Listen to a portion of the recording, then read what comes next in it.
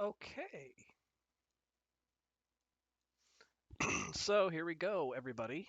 Andrea is out of town, and I am not. I am here, and I'm going to be playing Doki Doki Literature Club for my very first time. I know this is a surprise stream. Hopefully, everybody that wants to watch is going to be here. We'll be on YouTube tomorrow, so everybody that didn't get a chance to watch this stream will get a chance to watch it on YouTube. So here we go. Oh, goody. Um, all right, so content warning, lots of them. I am at least 13 years of age, yes. And I'm going to be exposed to highly disturbing content. I'm going to do my best to play through as much of it as I can on this first playthrough.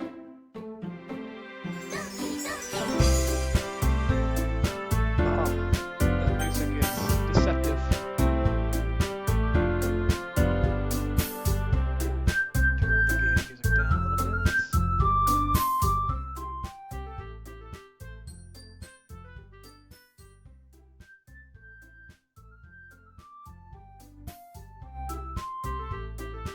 Alright, that should be good.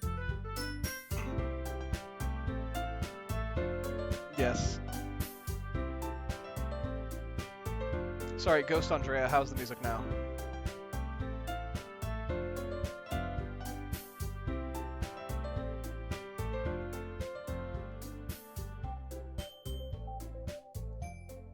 Alright. That should be good then. Let's go, new game. I'm Tom, of course. Okay, everybody. Hey! I see an annoying girl running toward me from the distance, waving her arms in the air like she's totally oblivious to any attention she might draw to herself. That girl's Sayori, my neighbor and good friend since we were children. You know, the kind of friend you'd never see yourself making today, but it just kind of works out because you've known each other for so long. I get the feeling I am going to be very shook for a bit. We used to watch school together on days like this, but starting around high school, she would oversleep more and more frequently, and I would get tired of waiting up. But if she's going to chase after me like this, I almost feel better off running away. However, I just sigh and idle in front of the crosswalk and let Sayori catch up to me. Oh, Sayori, haha. I overslept again. But I caught you this time. Maybe, but only because I decided to stop and wait for you. Oh, you say that like you were thinking about ignoring me. Oh my gosh, look at her doing the finger thing. That's mean, Tom. I'm not mean. Well, if people stare at you for acting weird, then I don't want them to think we're a couple or something. Ooh, just straight up telling her we're not a couple. But you did wait for me after all. I guess you don't have it in you to be mean if you want to. Whatever you say, Sayori. Hee hee hee. We cross the street together and make our way to school. As we draw near, the streets become increasingly speckled with other students making their daily commute. By the way, Tom, have you decided on a club to join yet? A club? I told you already, I'm really not interested in joining any clubs. I haven't been looking either. That's not true. You told me you would join a club this year. Did I? I'm sure it's possible that I did in one of your many conversations where I dismissively go along with whatever she's going on about. Sayori likes to worry a little too much about me, when I'm perfectly content just getting by on the average while spending my free time on games and anime. Uh-huh. I was talking about how I'm worried that you won't learn how to socialize or have any skills before college. Your happiness is really important to me, you know. And I know you're happy now, but I'd die at the thought of you becoming a NEET in a few years because you're not used to the real world. What the hell's a NEET? You trust me, right? Don't make me keep worrying about you. Alright. I'll look at a few clubs if it makes you happy. No promises, though. Will you at least promise me you'll try a little? Yeah, I guess I'll promise you that.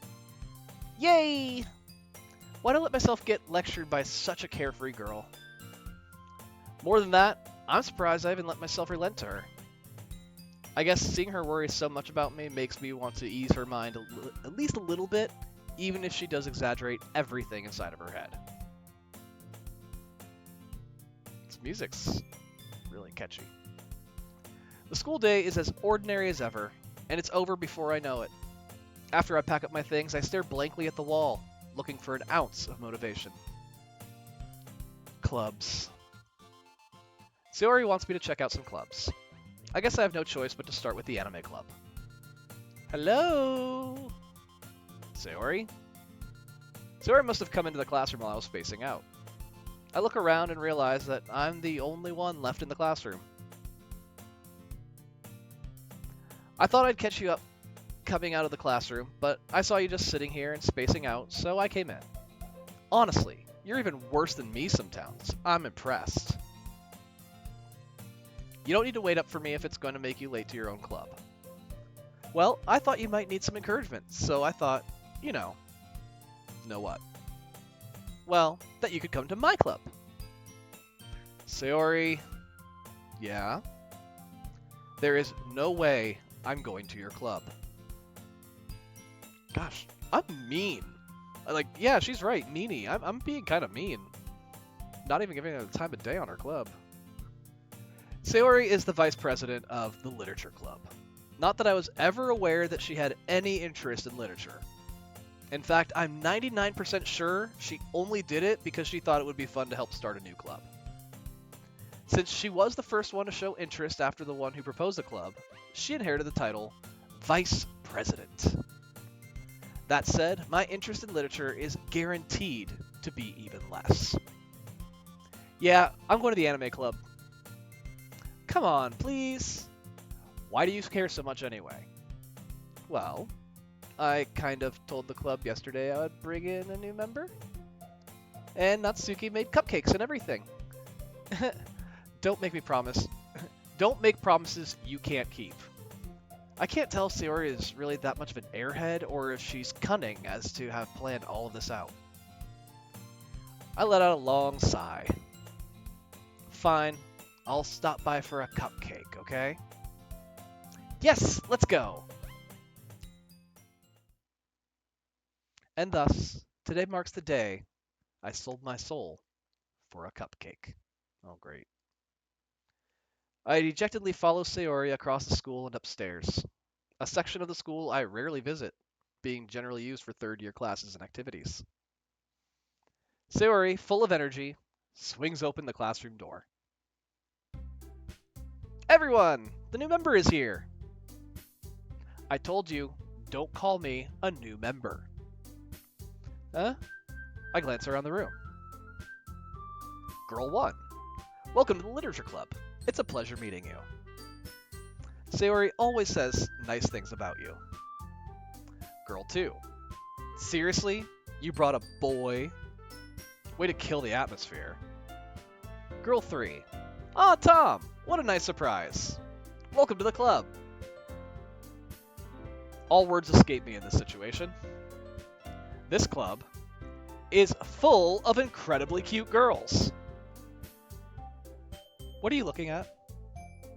If you want to say something, say it. Sorry. Natsuki. Humph. The girl with the sour attitude, whose name is apparently Natsuki, is one I don't recognize. Her small figure makes me think she's probably a first year. She's also the one who made cupcakes, according to Sayori. You can just ignore her when she gets moody.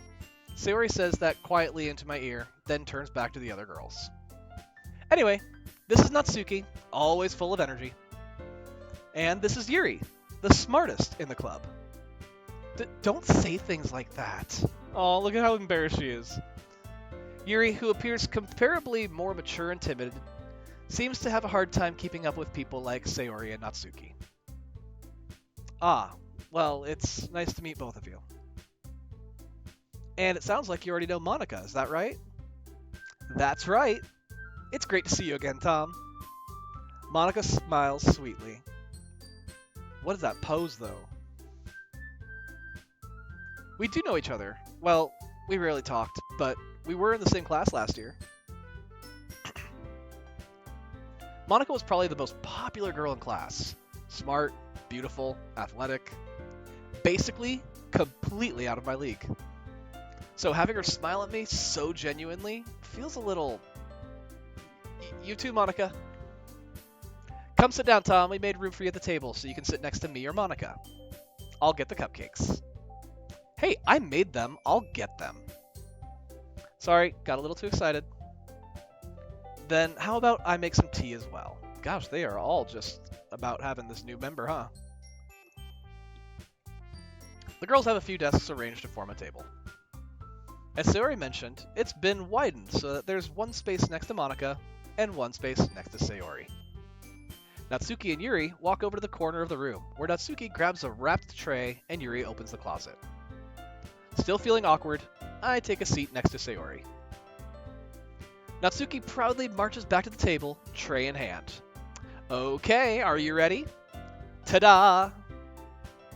Ooh. Natsuki lifts the foil off the tray to reveal a dozen white fluffy cupcakes decorated to look like little cats. The whiskers are drawn with icing and little pieces of chocolate were used to make ears. So cute! I had no idea you were so good at baking, Natsuki. Well, you know. Just hurry and take one. Sayori grabs one first, then Monica. I follow. It's delicious! Sayori talks with her mouth full and has already managed to get icing on her face. I turn the cupcake around in my fingers, looking for the best angle to take a bite. Natsuki is quiet. I can't help but notice her sneaking glances in my direction. Is she waiting for me to take a bite? I finally bite down. The icing is sweet and full of flavor. I wonder if she made it herself. This is really good. Thank you, Natsuki. But why are you thanking me? It's not like haven't I heard this somewhere before? Made them for you or anything. Huh? I thought you technically did. Sayori said, well, maybe, but not for, you know, you, dummy. Alright. I give up on Natsuki's weird logic and dismiss the conversation. Yuri returns to the table, carrying a tea set. She carefully places a teacup in front of each of us before setting down the teapot next to the cupcake tray. You keep a whole tea set in this classroom? Don't worry, the teachers gave us permission. After all, doesn't a hot cup of tea help you enjoy a good book? I guess. Don't let yourself get intimidated. Yuri's just trying to impress you. That's not... Insulted, Yuri looks away. I meant that, you know. I believe you. Well, tea and reading might not be a pastime for me, but I at least enjoy tea. I'm glad. Yuri faintly smiles to herself in relief. Monica raises an eyebrow, then smiles at me. So, what made you consider the literature club? I was afraid of this question. Something tells me I shouldn't tell Monica that I was practically dragged here by Sayori. Well, I haven't joined any clubs yet, and Sayori seemed really happy here, so that's okay, don't be embarrassed. We'll make sure you feel right at home, okay? As president of the Literature Club, it's my duty to make the club fun and exciting for everyone. Monica, I'm surprised. How come you decided to start your own club? You could probably be a board member for any of the major clubs. Weren't you a leader of the debate club last year? There's that fucking weird stance again. Well, you know. To be honest, I can't stand all of the politics around the major clubs. It feels like nothing but arguing about the budget and publicity and how to prepare for events. I'd much rather take something I personally enjoy and make something special out of it.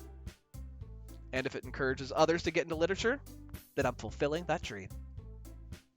Monica really is a great leader. Yuri also nods in agreement. Then I'm surprised there aren't more people in the club yet. It must be hard to start a new club. You could put it that way.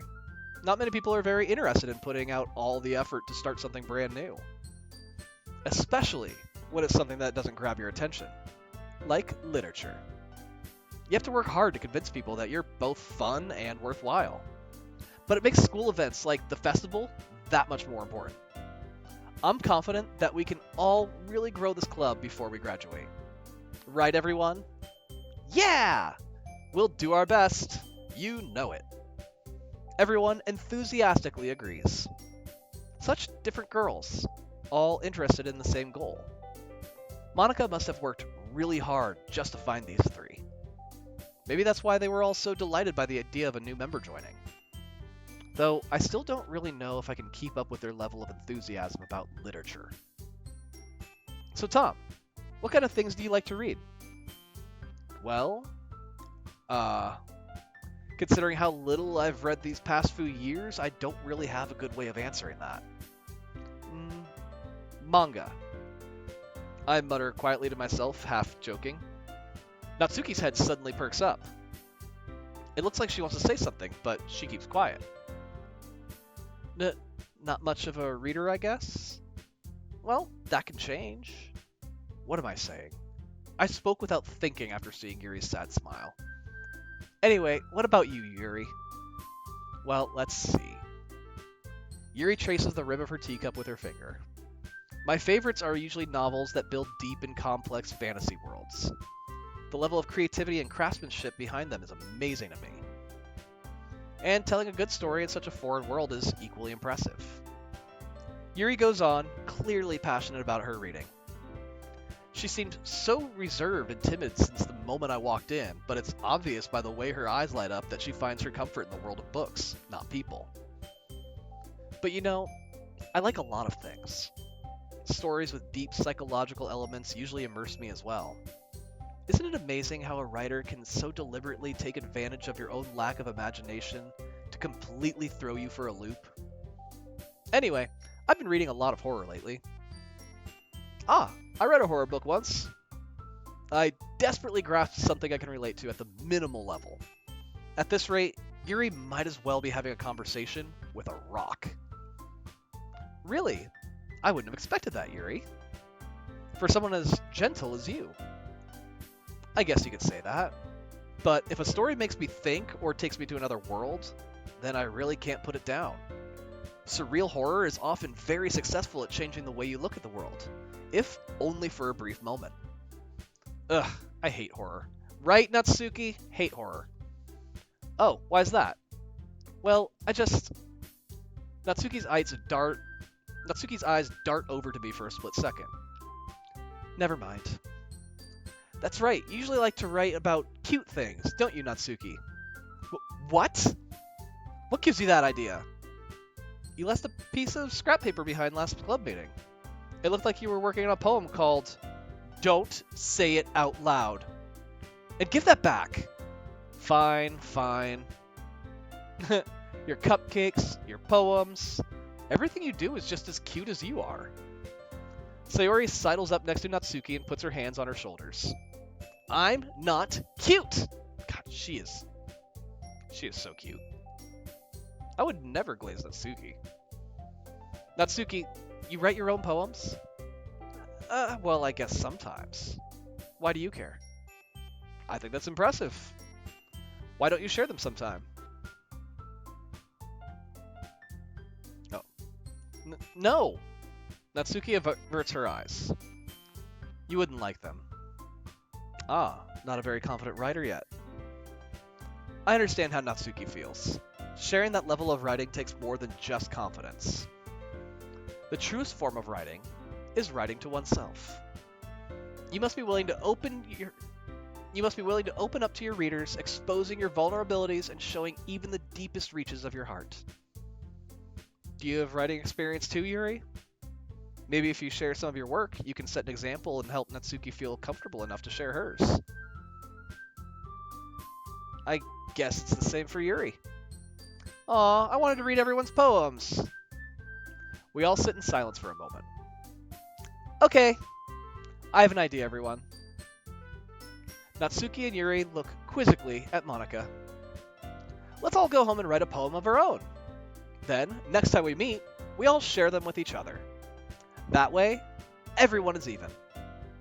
Uh, yeah, let's do it. Plus, now that we have a new member, I think it will help us all get to a little bit more comfortable with each other and strengthen the bond of the club. Isn't that right, Tom? Monica smiles warmly at me once again. Hold on. There's still one problem. Eh? What's that? Now that we're back to the original topic of me joining the club, I bluntly come forth with what's been on my mind the entire time. I never said I would join this club. Sayori may have convinced me to stop by, but I never made any decision. I still have other clubs to look at, and, I lose my train of thought. All four girls stare back at me with dejected eyes. But, I'm sorry, I thought... Tom, you all... I'm defenseless against these girls. How am I supposed to make a clear-headed decision when it's like this?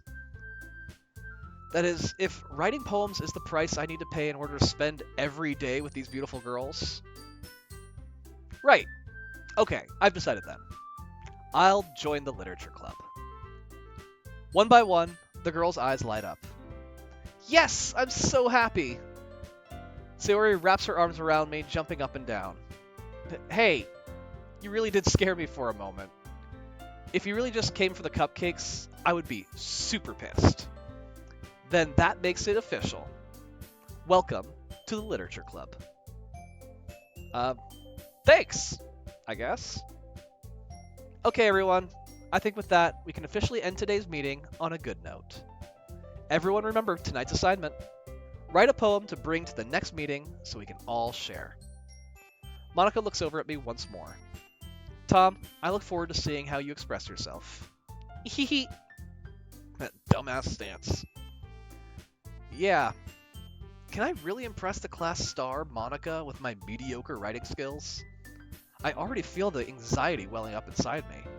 Ugh, this is literally me writing poetry to Andrea in poetry class when we first met. Meanwhile, the girls continue to chit-chat as Yuri and Natsuki clean up their food. Hey Tom, since we're already here, do you want to walk home together? That's right. Sarah and I never walk home together anymore because she always stayed after school for clubs. Sure, might as well. Yay!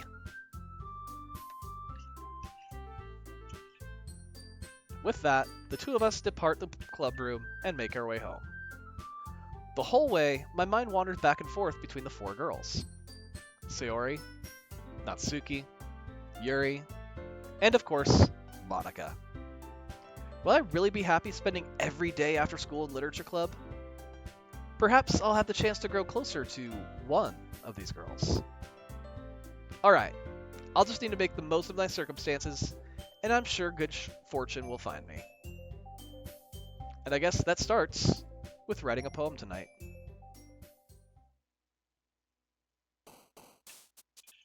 It's time to write a poem.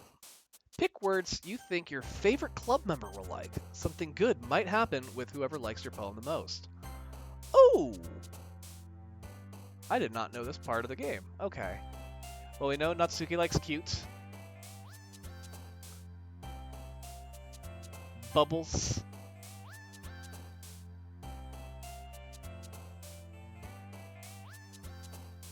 Calm.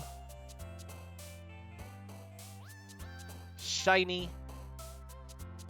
Laugh. Lollipop. Giggle.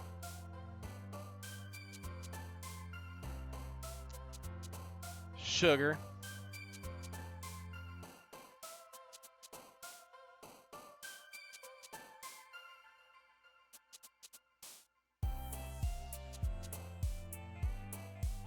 Games.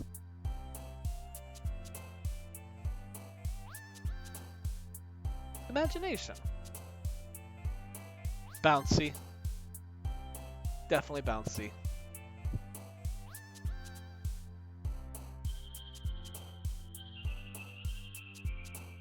Fun. Jumpy.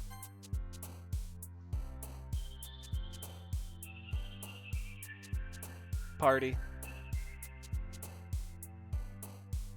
Silly.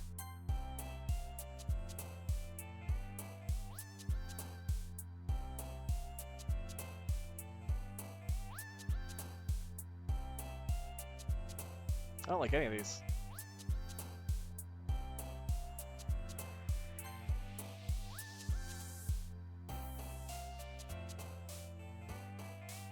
Boop.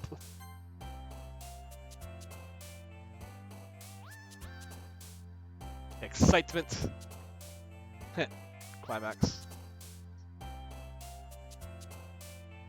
Vibrant. Oh my gosh. I don't know who I did for that one. I feel like I went like across the board.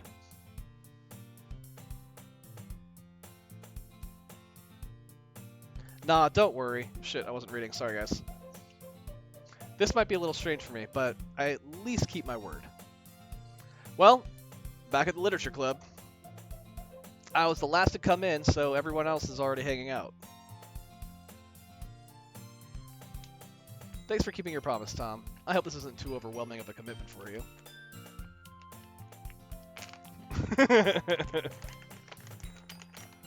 Making you dive headfirst into literature when you're not accustomed to it. Oh, come on, like she deserves any slack. Sayori told me you didn't even want to join any clubs this year. And last year, too. I don't know if you plan to just come here and hang out or what, but if you don't take us seriously, then you won't see the end of it. Natsuki, you certainly have a big mouth for someone who keeps her manga collection in the club room. Natsuki finds herself stuck between saying Monica and manga. Manga is literature!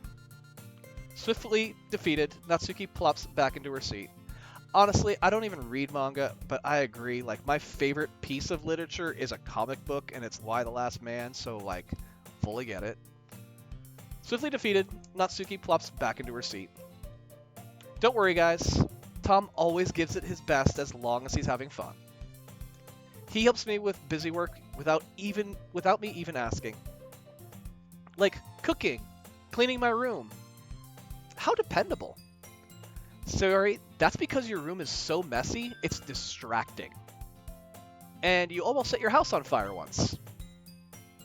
Oh, is that so... That's not cute, Sayori. You two are really good friends, aren't you? I might be a little jealous. How come? You and Tom can become good friends too. Sayori?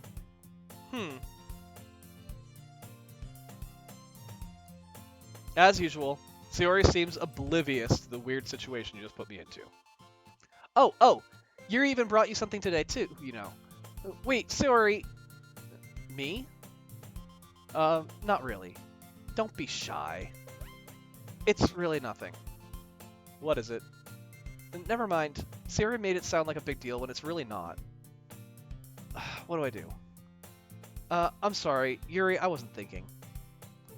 I guess that means it's up to me to rescue this situation. Hey, don't worry about it. First of all, I wasn't expecting anything in the first place. So any nice gesture from you is a pleasant surprise. It'll make me happy no matter what. Is that so? Yeah, I won't make it a big deal if you don't want it to be. Alright. Well, here. Yuri reaches into her bag and pulls out a book. I didn't want you to feel left out, so I picked out a book that I thought you might enjoy. It's a short read, so it should keep your attention even if you don't usually read. And we could, you know, discuss it if you wanted. This is... How is this girl accidentally being so cute? She even picked out a book she thinks I'll like despite me not reading much. Yuri, thank you. I'll definitely read this. I enthusiastically take the book. Phew. Well, you can read it at your own pace. I look forward to hearing what you think. Now that everyone's settled in, I expected Monica to kick off some scheduled activities for the club. But that doesn't seem to be the case. Sayori and Monica are having a cheery conversation in the corner. Yuri's face is already buried in a book. I can't help but notice her intense expression, like she was waiting for this chance. Meanwhile, Natsuki is rummaging around in the closet. I'm going to rummage around right over here for one quick second.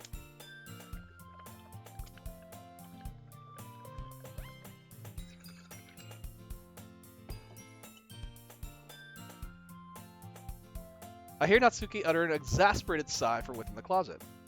She seems to be annoyed by something. I approach her in case she needs a hand. You looking for something in there? Freaking Monica. She's looking for Monica? Oh, she never puts my stuff back in the right spot. What's the point in keeping your collection organized if someone else is just going to mess it up? Natsuki slides a bunch of stacked books and boxes across the shelf. Manga. You read manga, right? Sometimes.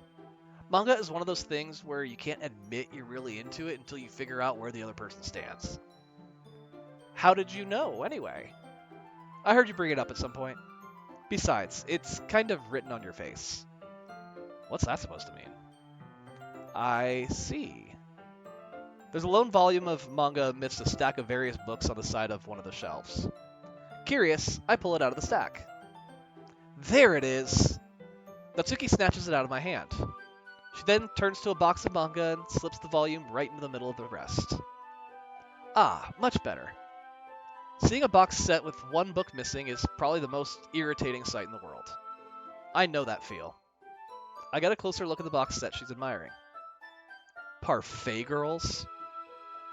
It's a series I've never heard of in my life. That probably means it's either way out of my demographic, or it's simply terrible. If you're going to judge, you can go do it through the glass on that door. She points to the classroom door. Hey, I wasn't judging anything. I didn't even say anything. It was the tone of your voice. But I'll tell you one thing, Tom. Consider this a lesson straight from the literature club. Don't judge a book by its cover. In fact, Natsuki pulls out the first volume of Parfait Girls from the box. I'm going to show you exactly why. She shoves the book right into my hands. Ah. I stare at the cover. It features 4 girls in colorful attire striking animated, feminine poses. This is probably not foreshadowing. It's exceedingly Mo. Don't just stand there. Natsuki grabs my arm and pulls me out of the closet. Oh, she's supposed to pull me into it. She then takes a seat against the wall beneath the windowsills. She pats on the ground next to her, signaling me to sit here. Wouldn't chairs be more comfortable?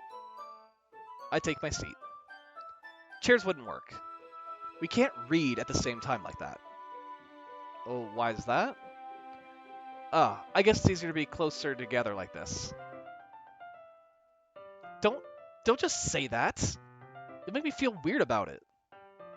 Natsuki crosses her arms and scooches an inch away from me. Sorry.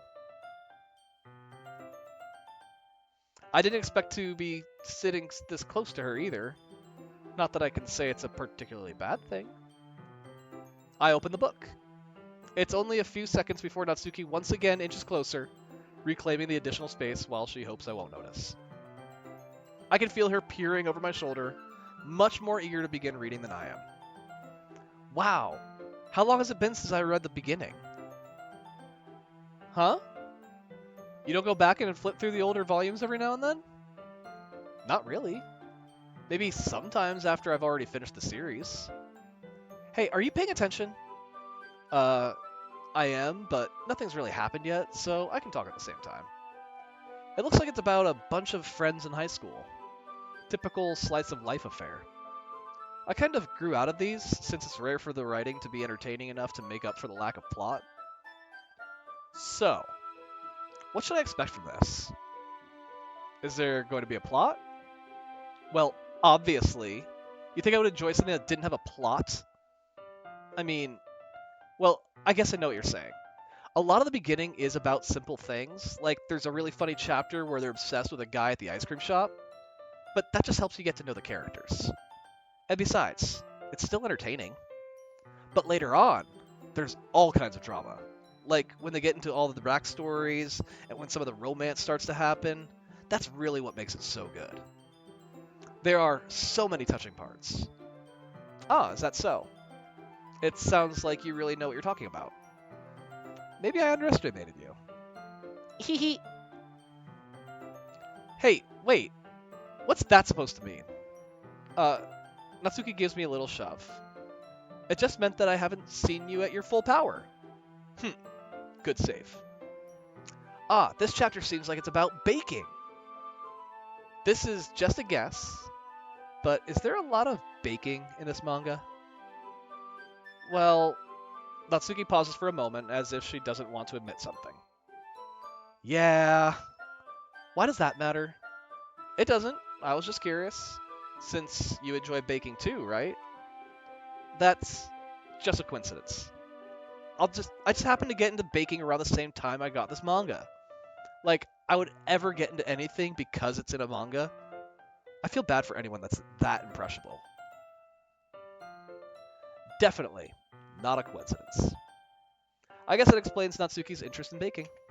Still, of all the hobbies to pick up from a manga, that's definitely one of the better ones. Not to mention, she's really good at it, so who am I to judge? Oh, hi. We read on for a few more minutes. I've finished a couple chapters at this point. Are you sure this isn't boring for you?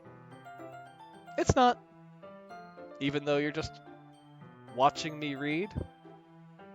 Well, I'm fine with that. If you say so. I guess it's fun sharing something you like with someone else. I always get excited when I convince any of my friends to pick up a series I enjoy. You know what I mean?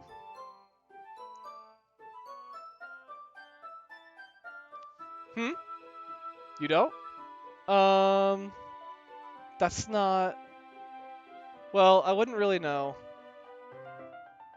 What do you mean? Don't you share your manga with your friends? Could you not rub it in? Jeez. Sorry. Like I'd ever give my friends to read this. They just think manga is for kids.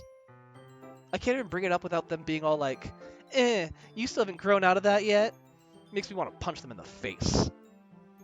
Ugh, I know those kinds of people.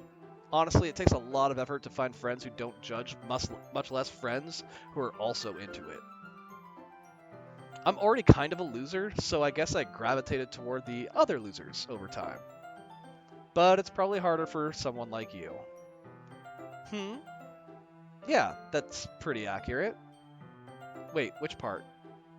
I mean, I feel like I can't even keep it in I feel like I can't even keep it in my own room. I don't even know what my dad would do if he found this. At least it's safe here in the club room. Except Monica was kind of a jerk about it. Ugh, I just can't win, can I? Well, it paid off in the end, didn't it? I mean, here I am, reading it. Well, it's not like that solves any of my problems. Maybe, but at least you're enjoying yourself, right?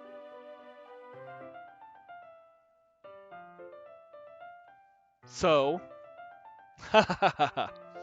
Geez, that's enough. Are you gonna keep reading or what? Yeah. I flip the page. Suddenly, Natsuki starts laughing. I totally forgot that happens. Natsuki puts her finger on one of the panels. Minori is my favorite character. You always feel a little bad for her since she's so unlucky, but it gets especially bad when... I shouldn't be talking about that yet. Just finish this chapter. Natsuki's voice sparkles with excitement. It's a stark contrast to her usual bossy tone. But if she's not used to sharing her favorite manga with her friends, I can understand why. It's hard to express in words that feeling you get when connecting with someone like that. And being able to provide that to Natsuki, for whom it's a rare experience, the thought makes me smile a little to myself. Okay, everyone. Huh? Are you all ready with today's poems? Oh, come on. Could your timing be any worse? Sorry. She just shoves her butt in Natsuki's face. I just need to make sure we have enough time. Though you do look pretty cozy over there. Ha ha ha. Natsuki suddenly notices how close she's gotten to me. She hastily slides herself a good 12 inches away from me. All right. Guess I'll stop here for now. I close the book and hand it towards Natsuki. You're just giving it back? Don't you want to know what happens? Yeah, but Monica just said, don't be dumb. Just take it home with you. Oh? Is that really alright? I say that mostly because I really didn't plan on using my spare time to read this. Well, of course. It would take forever to finish it if you didn't take it home. Just finish that one before tomorrow so we can start the next one. And if it gets bent, I'll kill you. By tomorrow? I only got partway through the volume so far. I might fall behind on some shows if I try to get through this. But I suppose that's a necessary sacrifice in exchange for seeing Natsuki's enthusiastic face. Or am I more scared of what will happen if I don't finish it? Alright then. I stand up. I return to where I put my stuff and carefully slip the book into my bag. By the way, did you remember to write a poem last night? Yeah. My relaxation ends. I can't believe I agreed to do something so embarrassing. I couldn't really find much inspiration since I'd never really done this before. Well, now that everyone's ready, why don't you find someone to share with? I can't wait! Sayori and Monica enthusiastically pull out their poems. Sayori's is on a wrinkled sheet of loose leaf torn from a spiral notebook. On the other hand, Monica wrote hers in a composition notebook. I can already see Monica's pristine handwriting from where I sit. Natsuki and Yuri reluctantly comply as well, reaching into their bags. I do the same myself. Natsuki first. I told Natsuki I was interested in her poems yesterday. It's probably only fair I shared mine with hers first.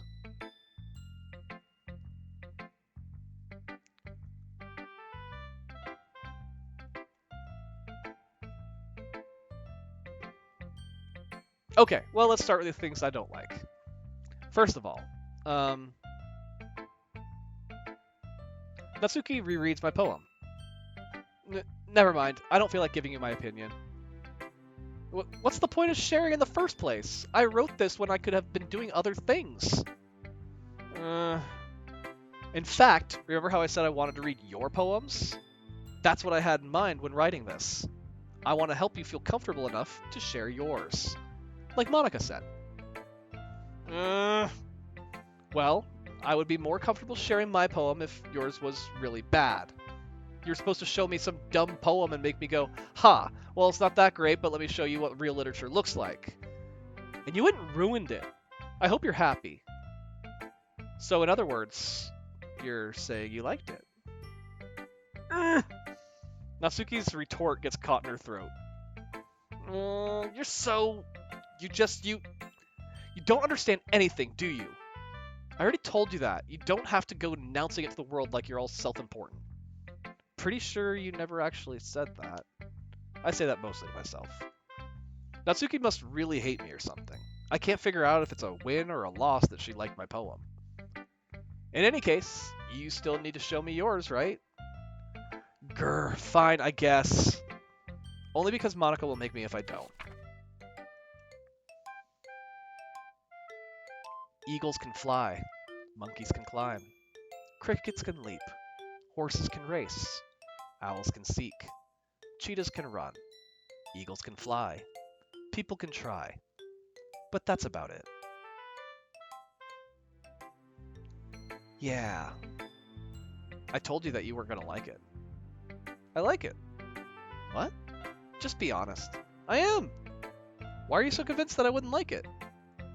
Well, because everyone in high school thinks that writing has to be all sophisticated and stuff.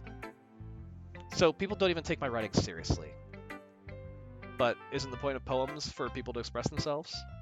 Your writing style wouldn't make your message any less valid. Yes, exactly! I like when it's easy to read, but it hits you hard. Like in this poem, seeing everyone around you do great things can be really disheartening. So I decided to write about it. Yeah, I understand. But the other nice thing about simple writing is that it puts more weight on the wordplay. Like if I set up for a rhyme at the end, but then made it fall flat on purpose. It helps bring out the feeling in the last line. So you did.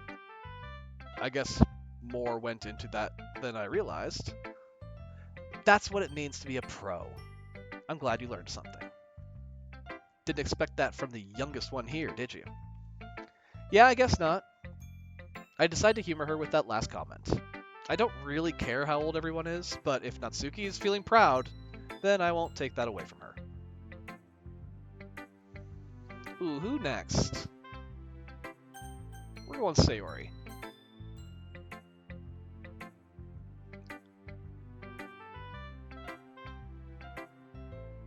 Have a good night, JCC. This is a good poem, Tom. Are you sure it's your first time? Of course. It's not that good. Am I the kind of guy who would be writing poems in his spare time? I guess you're right. But that's why it impressed me. Well, to be honest, I was afraid that you wouldn't do it seriously, or that you wouldn't write one at all. I'm really happy just that you wrote one. It just reminds me of how you're really a part of the club now. Not to mention the fact that I'm standing in front of you in the club room. Well, of course. I'm not really into it yet, but that doesn't mean I'll break my promise. See, it's like I said before, Tom. Deep down, you're not selfish at all, you know? Trying new things like this for other people, that's something that only really good people do. Thanks, Sayori. I'm not sure if Sayori sees the full picture of my motive here. Then again, I can't deny that she's part of the reason I joined. Knowing how much this means to her and all. Yeah. And I'm going to make sure you have lots of fun here, okay? That will be my way of thanking you. Alright, I'm going to hold you to that then. Yay! Now, you'll read my poem too, right? Don't worry, I'm really bad at this. We'll see about that. Dear sunshine, the way you glow through my blinds in the morning, it makes me feel like you missed me. Kissing my forehead to help me out of bed, making me rub the sleepy from my eyes. Are you asking me to come out and play? Are you trusting me to wish away a rainy day? I look above, the sky is blue. It's a secret, but I trust you too. If it wasn't for you, I could sleep forever. But I'm not mad. I want breakfast. Sayori, this is just a guess, but did you wait until this morning to write this? No. Just a little bit. You can't answer just a little bit to a yes or no question. I forgot to do it last night. Well, at least it makes me feel a little better about myself. Don't be mean. I still tried my best.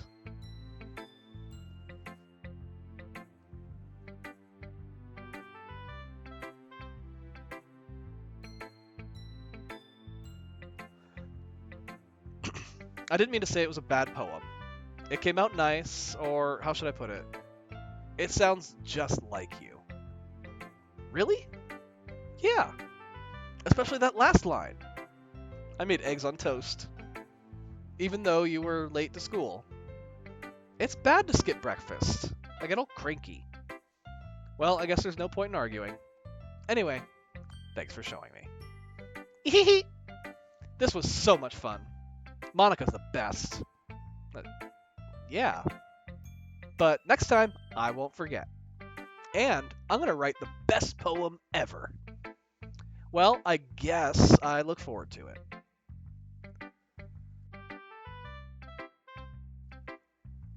Alright. Who should I show my poem to next? Let's go Monica. Hi, Tom. Having a good time so far? Yeah. Good, glad to hear it. By the way, since you're new and everything, if you ever have any suggestions for the club, like new activities or things we can do better, I'm always listening.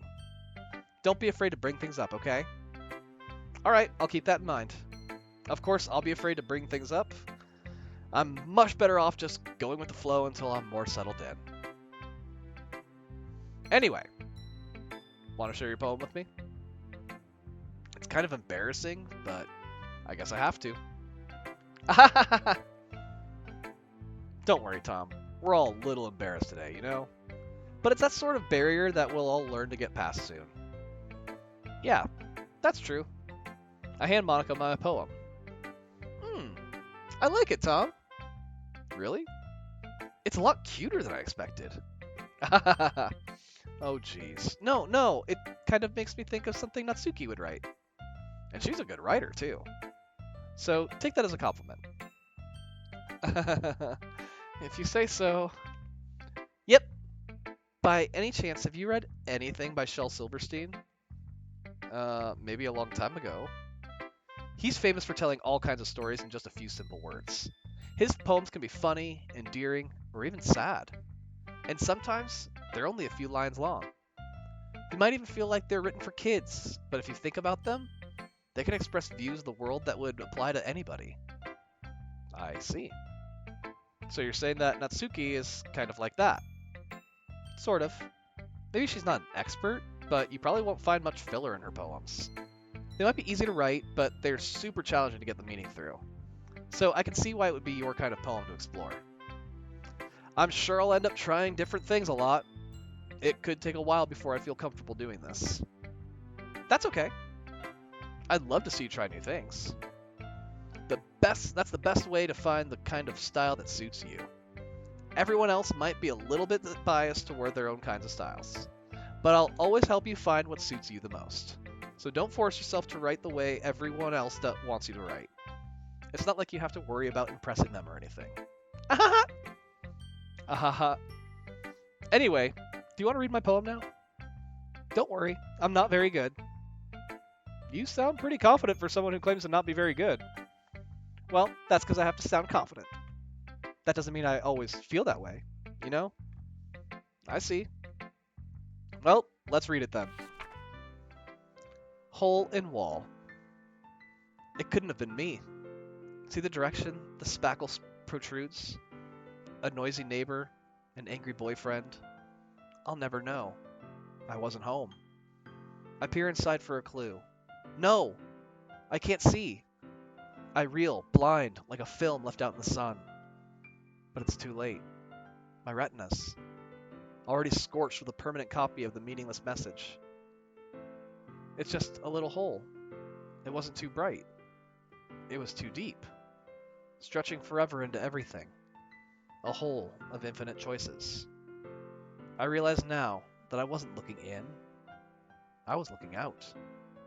And he, on the other side, was looking in.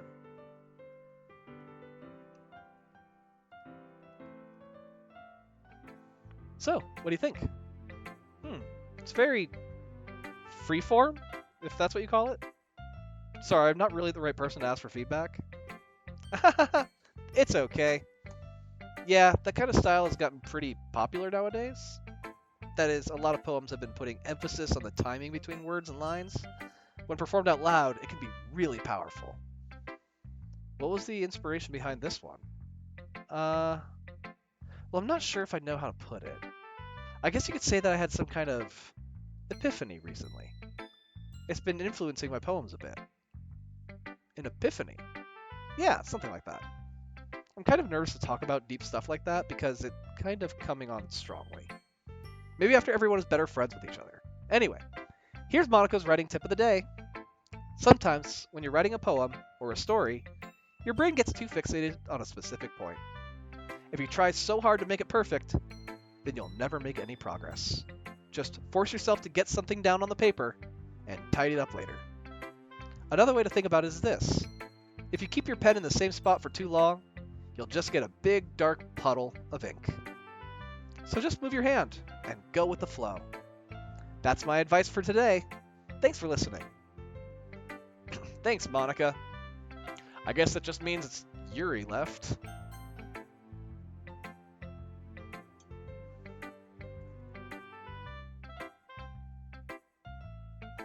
Why does everybody just stare like that?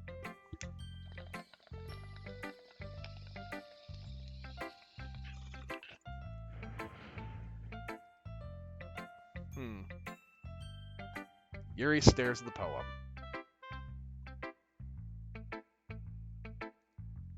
A minute passes, more than enough time for her to finish reading. Oh, sorry. I forgot to start speaking. It's fine. Don't force yourself. I'm not. I just need to put my thoughts into words. Hold on. Okay. This is your first time writing a poem, right? Yeah. Why do you ask? I'm just making sure. I guess that it might be after reading through it. Ah, so it's that bad. No! Did I just raise my voice? I'm so sorry. Yuri buries her face in her hands. I couldn't help but notice that it's been several minutes and we really haven't gotten anywhere. It might take Yuri a while to get used to new people. It's fine. I really didn't notice. What were you saying? Right. It's just that there are specific writing habits that are usually typical of new writers. And having been through that myself, I kind of learned to pick up on them. I think the most noticeable thing I recognize in new writers is that they try to make their style very deliberate. In other words, they tend to pick a writing style separate from the topic matter, and they form fit the two together. The end result is both the style and the expressiveness are weakened. Once Yuri finds her train of thought, it's as if her demeanor totally changes. Her stammering is completely gone, and she sounds like an expert.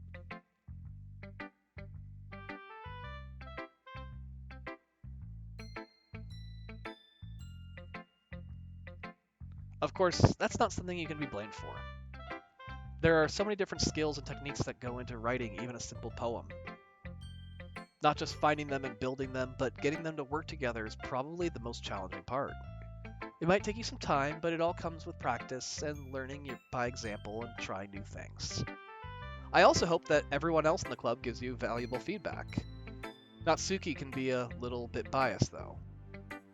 Biased how? Well, never mind.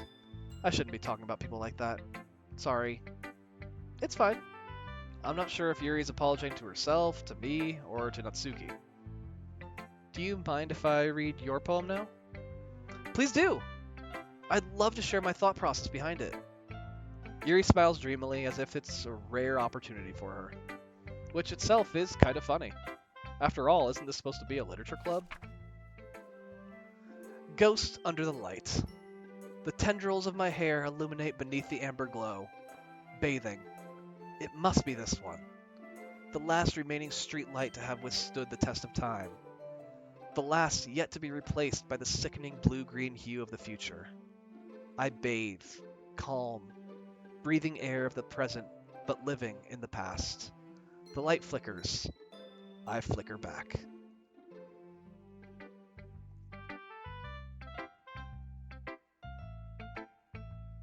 I'm sorry, I have such terrible handwriting. Oh my god, she writes in cursive, like... I wasn't thinking that at all. But it looks like it took you a long time to read. Well, I just don't read scripts very often. I actually think your handwriting is pretty. Huh? Oh, that's a relief. Also, I liked the poem. Even though it's short, it was really descriptive. It wasn't too short. I usually write longer poems. Not at all. I'm really glad you liked it. I'll be honest, since it's our first time sharing, I wanted to write something a little more mild. Something easy to digest, I suppose. Are you into ghosts, Yuri? Actually, this story isn't about a ghost at all, Tom. Really? I must have totally missed the point. Well, I suppose you did only glance over it after all. But remember that poets often express their own thoughts, feelings, and experiences in their work. They usually do more than tell a simple story or paint a picture. In this case, perhaps the subject of the poem is only being symbolically compared to a ghost, lingering in her last remaining place of comfort, unable to let go of the past, and soon to be left with nothing. That's a lot more solemn, putting it that way. I hadn't even thought of that. That's impressive. It's nothing, really. Well, it makes me happy that you think that. Just remember that it won't be long before you pick up on these things too. Yeah, maybe you're right. I guess I'll have to keep trying. I'm counting on you. Oh, phew. I agree. I guess that's everyone. glance around the room. That was a little more stressful than I anticipated. It's as if everyone is judging me for my mediocre writing abilities. Even if they're just being nice, there's no way my poems can stand up to theirs. This is a literature club after all. I sigh. I guess that's what I ended up getting myself into. Across the room, Sayori and Monica are happily chatting. My eyes land on Yuri and Natsuki. They gingerly exchange sheets of paper, sharing their respective poems. As they read in tandem, I watch each of their expressions change. Natsuki's eyebrows furrow in frustration. Meanwhile, Yuri smiles, sadly. What's with this language? Huh? Did you say something? Oh, it's nothing. Natsuki dismissively returns the poem to the desk with one hand. I guess you could say it's fancy. Oh, thanks. Yours is cute. Cute? Did you completely miss the symbolism or something? It's clearly about the feelings of giving up. How can that be cute? I know that. I just meant the language, I guess. I was trying to say something nice. You mean you have to try that hard to come up with something nice to say? Thanks, but it really didn't come out as nice at all. Well, I do have a couple suggestions. If I was looking for suggestions, I would have asked someone who actually liked it. Which people did, by the way. Sayori liked it, and Tom did too. So based on that, I'll gladly give you some suggestions of my own. First of all, excuse me, I appreciate the offer, but I've spent a long time establishing my writing style. I don't expect it to change anytime soon unless, of course, I come across something particularly inspiring. Which I haven't yet. And Tom liked my poem too, you know. He even told me he was impressed by it. Natsuki suddenly stands up. Oh? I didn't realize you were so invested in trying to impress our new member, Yuri. Huh? That's not what I... you're just... Yuri stands up as well. Maybe you're just jealous that Tom appreciates my advice more than he appreciated yours. Huh? And how do you know he didn't appreciate my advice more? Are you that full of yourself? No.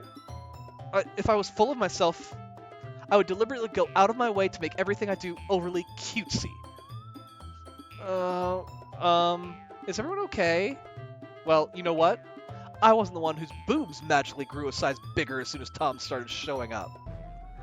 Natsuki! Natsuki, that's a little... This doesn't involve you. I don't like fighting, guys. Suddenly, both girls turned towards me as if they just noticed I was standing there. Tom? She's just trying to make me look bad. That's not true. She started it. If she could get over herself and learn to appreciate that simple writing is more effective, then this wouldn't have happened in the first place. What's the point in making your poems all convoluted for no reason? The meaning should jump out at the reader, not force them to have to figure it out. Help me explain that to her, Tom. Wait, there's a reason we have so many deep and expressive words in our language.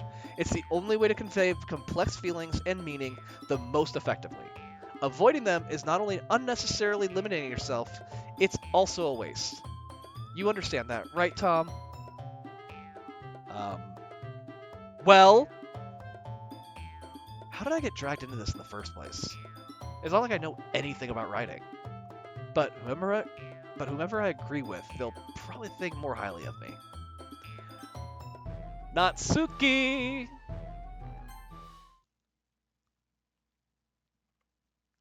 Yuri, you're really talented. Well, but Natsuki has a point. I think that I racked my brain in an attempt to back myself up. I think that conveying feelings with few words can be just as impressive as well. It lets the reader's imagination take over. And Natsuki's poem did a really good job at that. Yeah, I did. It did, didn't it? Aha! Shows you how much you know. That's Natsuki. I think that's enough. Huh? Me? But she was so mean to me. Natsuki's voice whines. Look, what we talked about yesterday was right.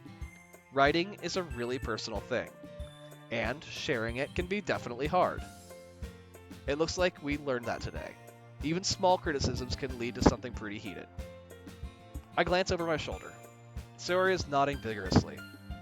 Yeah, so you don't need to feel threatened. You're a great writer, Natsuki. Natsuki's voice gets caught in surprise. Thanks for noticing. She finally mutters that, barely audible. Yuri? Yuri looks at me dejectedly. With a face like that, I can't help but feel bad for her as well. I'm sure that Natsuki didn't mean everything she said, so you don't need to feel threatened either. Well, if you say so. Hey, it's not like you need to apologize for me, Tom. Sheesh. Natsuki takes a breath. The thing about... Natsuki glances around the room. Would everyone stop staring at me? Unsurprisingly, Natsuki has a harder time with it than she boasted. Sayori and Monica look away. Anyway, the thing about your boobs, I didn't mean it, okay? That's all. Natsuki looks away, avoiding eye contact with everyone. Yeah, you're naturally beautiful, Yuri. Sayori? I'll go make some tea. Eh? I was just trying to help. I'm sure she appreciated it, Sayori. I pat Sayori on the shoulder. Well, now that we're past that, everyone's read each other's poems, right? I hope that it was worthwhile for everyone. Especially you, Tom. And, to be honest, it's a nice change of pace from the lazing around we got a little used to. So my joining the club was responsible for ruining the atmosphere. No, not at all, not at all. There's still time before we go home. So we'll all relax for a bit. Of course, besides chatting, we do literature-related things in the club room. So maybe you can take the chance to pick up a book or do some writing. After all, that's what the club is for. I disagree, Monica. About what? That's not the most important thing about the literature club. The most important thing is having fun. Of course. Well, I guess that's why you're the vice president, Sayori. In the end, though, Monica's right. Being in the literature club probably means I can't spend all my time doing nothing. But in the end, I guess it's been worth it so far. Okay, everyone. It's just about time for us to leave. How did you all feel about sharing poems? It was a lot of fun. Well, I'd say it was worth it. It was alright. Well, mostly. Tom, how about you? Yeah, I'd say the same. It was a neat thing to talk about with everyone. Awesome! In that case, we'll do the same thing tomorrow. And maybe you've learned something from your friends, too. So your poems will turn out even better. I think to myself. I did learn a little more about the kinds of poems everyone likes. With any luck, that means I can at least do a better job impressing those I want to impress.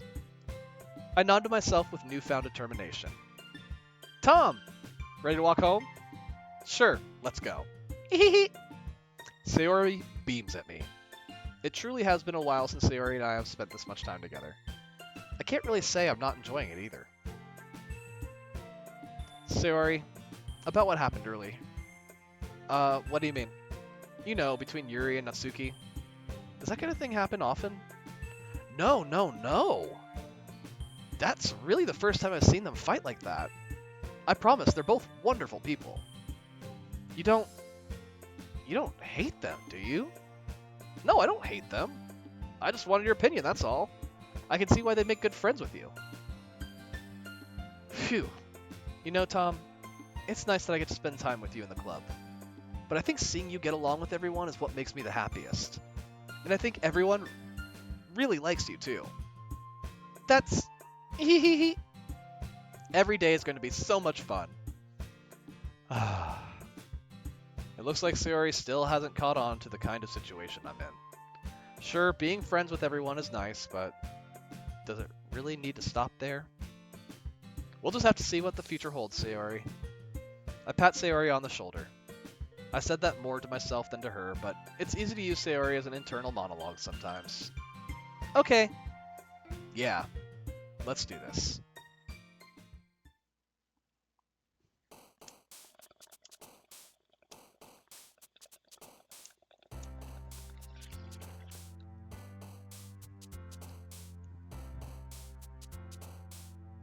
Marshmallow.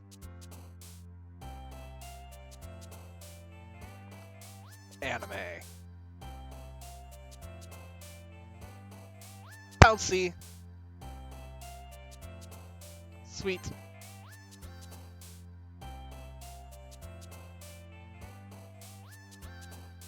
Sugar. Candy.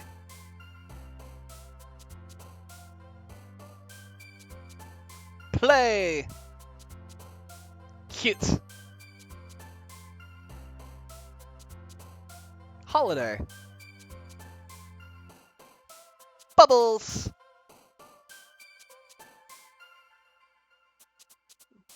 Vanilla?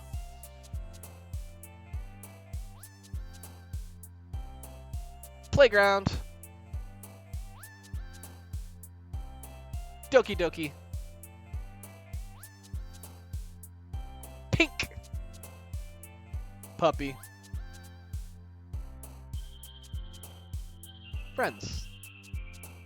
Sunny. Kawaii. Kiss. Flower. Another day passes, and it's time for the club meeting already. I've gotten a little more comfortable here for the past couple days. Entering the club room, the usual scene greets me. Hi, Tom. Yo, Sayori. Looks like you're in a good mood today. Hehehe. I'm just still not used to you being in the club, that's all. I see. That's a pretty simple thing to get you in a good mood. But I guess it's always the simple things with you anyway. Speaking of which, I'm kinda hungry. Will you come with me to buy a snack? No thanks. Huh? That's not like you at all. I have my reasons. Why don't we take a look at your purse, Sayori? Huh? Why that all of a sudden? No reason, really. I just wanted to look at it. Sayori nervously retrieves her coin purse. She fumbles with the latch and gets it open. Then she turns it upside down and lets its contents spill onto the desk. Only 2 small coins fall out. I knew it. I can see right through you, Sayori. That's not fair. How did you even know? It's simple. If you had enough money in the first place, you would have bought a snack before coming to the club room. So either you're not hungry and want an excuse to take a walk, or you plan to conveniently forget that you spent all your money so that I would lend you some. But there's one more thing. You're always hungry. And so that only leaves the one option. I give up. Don't make me feel guilty. If you feel guilty, that means you deserve to feel guilty. Yuri suddenly giggles. Huh? I didn't notice that she was listening in. Her face is in her book, as always. Huh? I wasn't listening or anything. It was just something in my book. Yuri, tell Tom to let me borrow some money. Don't get me involved like that, Sayori. Besides, you should only buy what you can You should only buy what you can responsibly afford, and that is true, everybody. And frankly, after pulling a mischievous little stunt like that, your suffering is fair enough retribution. I didn't mean that. I got too absorbed in my book. I really like when you speak your mind, Yuri. It doesn't happen much, but it's a fun side to you. There's no way you could think of that. You were right, though. I did something bad, and now I have to accept the revolution. Retribution. That! Still, coming from you, Sayori. I guess there's a little devil inside all of us, isn't there? Don't let her fool you. Sayori knows exactly what she's doing. After all, she told you guys she was bringing me to the club before she even told me. But, You wouldn't have come if it weren't for the cupcakes. So I had to trick Natsuki into making them. Come on, give me more credit than that, Sayori. Plop? What is plop? What's kya? Out of nowhere, something smacks Sayori in the face and tumbles onto the desk. Ow. What was... Huh? A cookie? Sure enough, it's a giant cookie wrapped in plastic. Sayori glances around. Is this a miracle? It's because I paid my restitution. Retribution. Actually, that one almost worked. I was just going to give it to you, but then I heard you blab about the cupcakes. It was totally worth seeing your reaction, though. Natsuki, that's so nice of you. I'm so happy. Sayori hugs the cookie. Jeez, just eat it. Sayori rapidly tears open the wrapper and takes a big bite. So good. Sayori suddenly clasps her hands over her mouth. I bit my tongue. You're going through a lot over just one cookie. Natsuki takes a bite of her own cookie. Oh, yours looks really good too, Natsuki. Can I try it? Jeez, beggars can't be choosers. Yours is chocolate. Yeah, why do you think I gave you that one? Fine. Still, I'm really happy that you shared this one with me. Sayori gets out of her seat and goes behind Natsuki, then wraps her arms around her. Aw, jeez. I get it. Cookie still in hand, Natsuki reaches up to nudge Sayori off of her. Sayori suddenly leans down and takes a bite out of Natsuki's cookie. Hey! Did you seriously just do that? Uh-huh. Mouth full, Sayori trots away to safety. Yuri and I laugh as well. Jeez, you're such a kid sometimes. Monica, can you tell Sayori... Huh? Natsuki glances around. Monica isn't in the club room. Where's Monica? Good question. Have any of you heard anything about her being late today? Not me. Yeah, I haven't either. That's a bit unusual. I hope she's okay. Of course she's okay. She probably just had something to do today. She's pretty popular after all. Huh? You don't think she has a... I wouldn't be surprised. She's probably more desirable than all of us combined. That's true. Excuse me? Suddenly, the door swings open. Sorry, I'm super sorry. Ah, there you are. I didn't mean to be late. I hope you guys weren't worried or anything. Huh?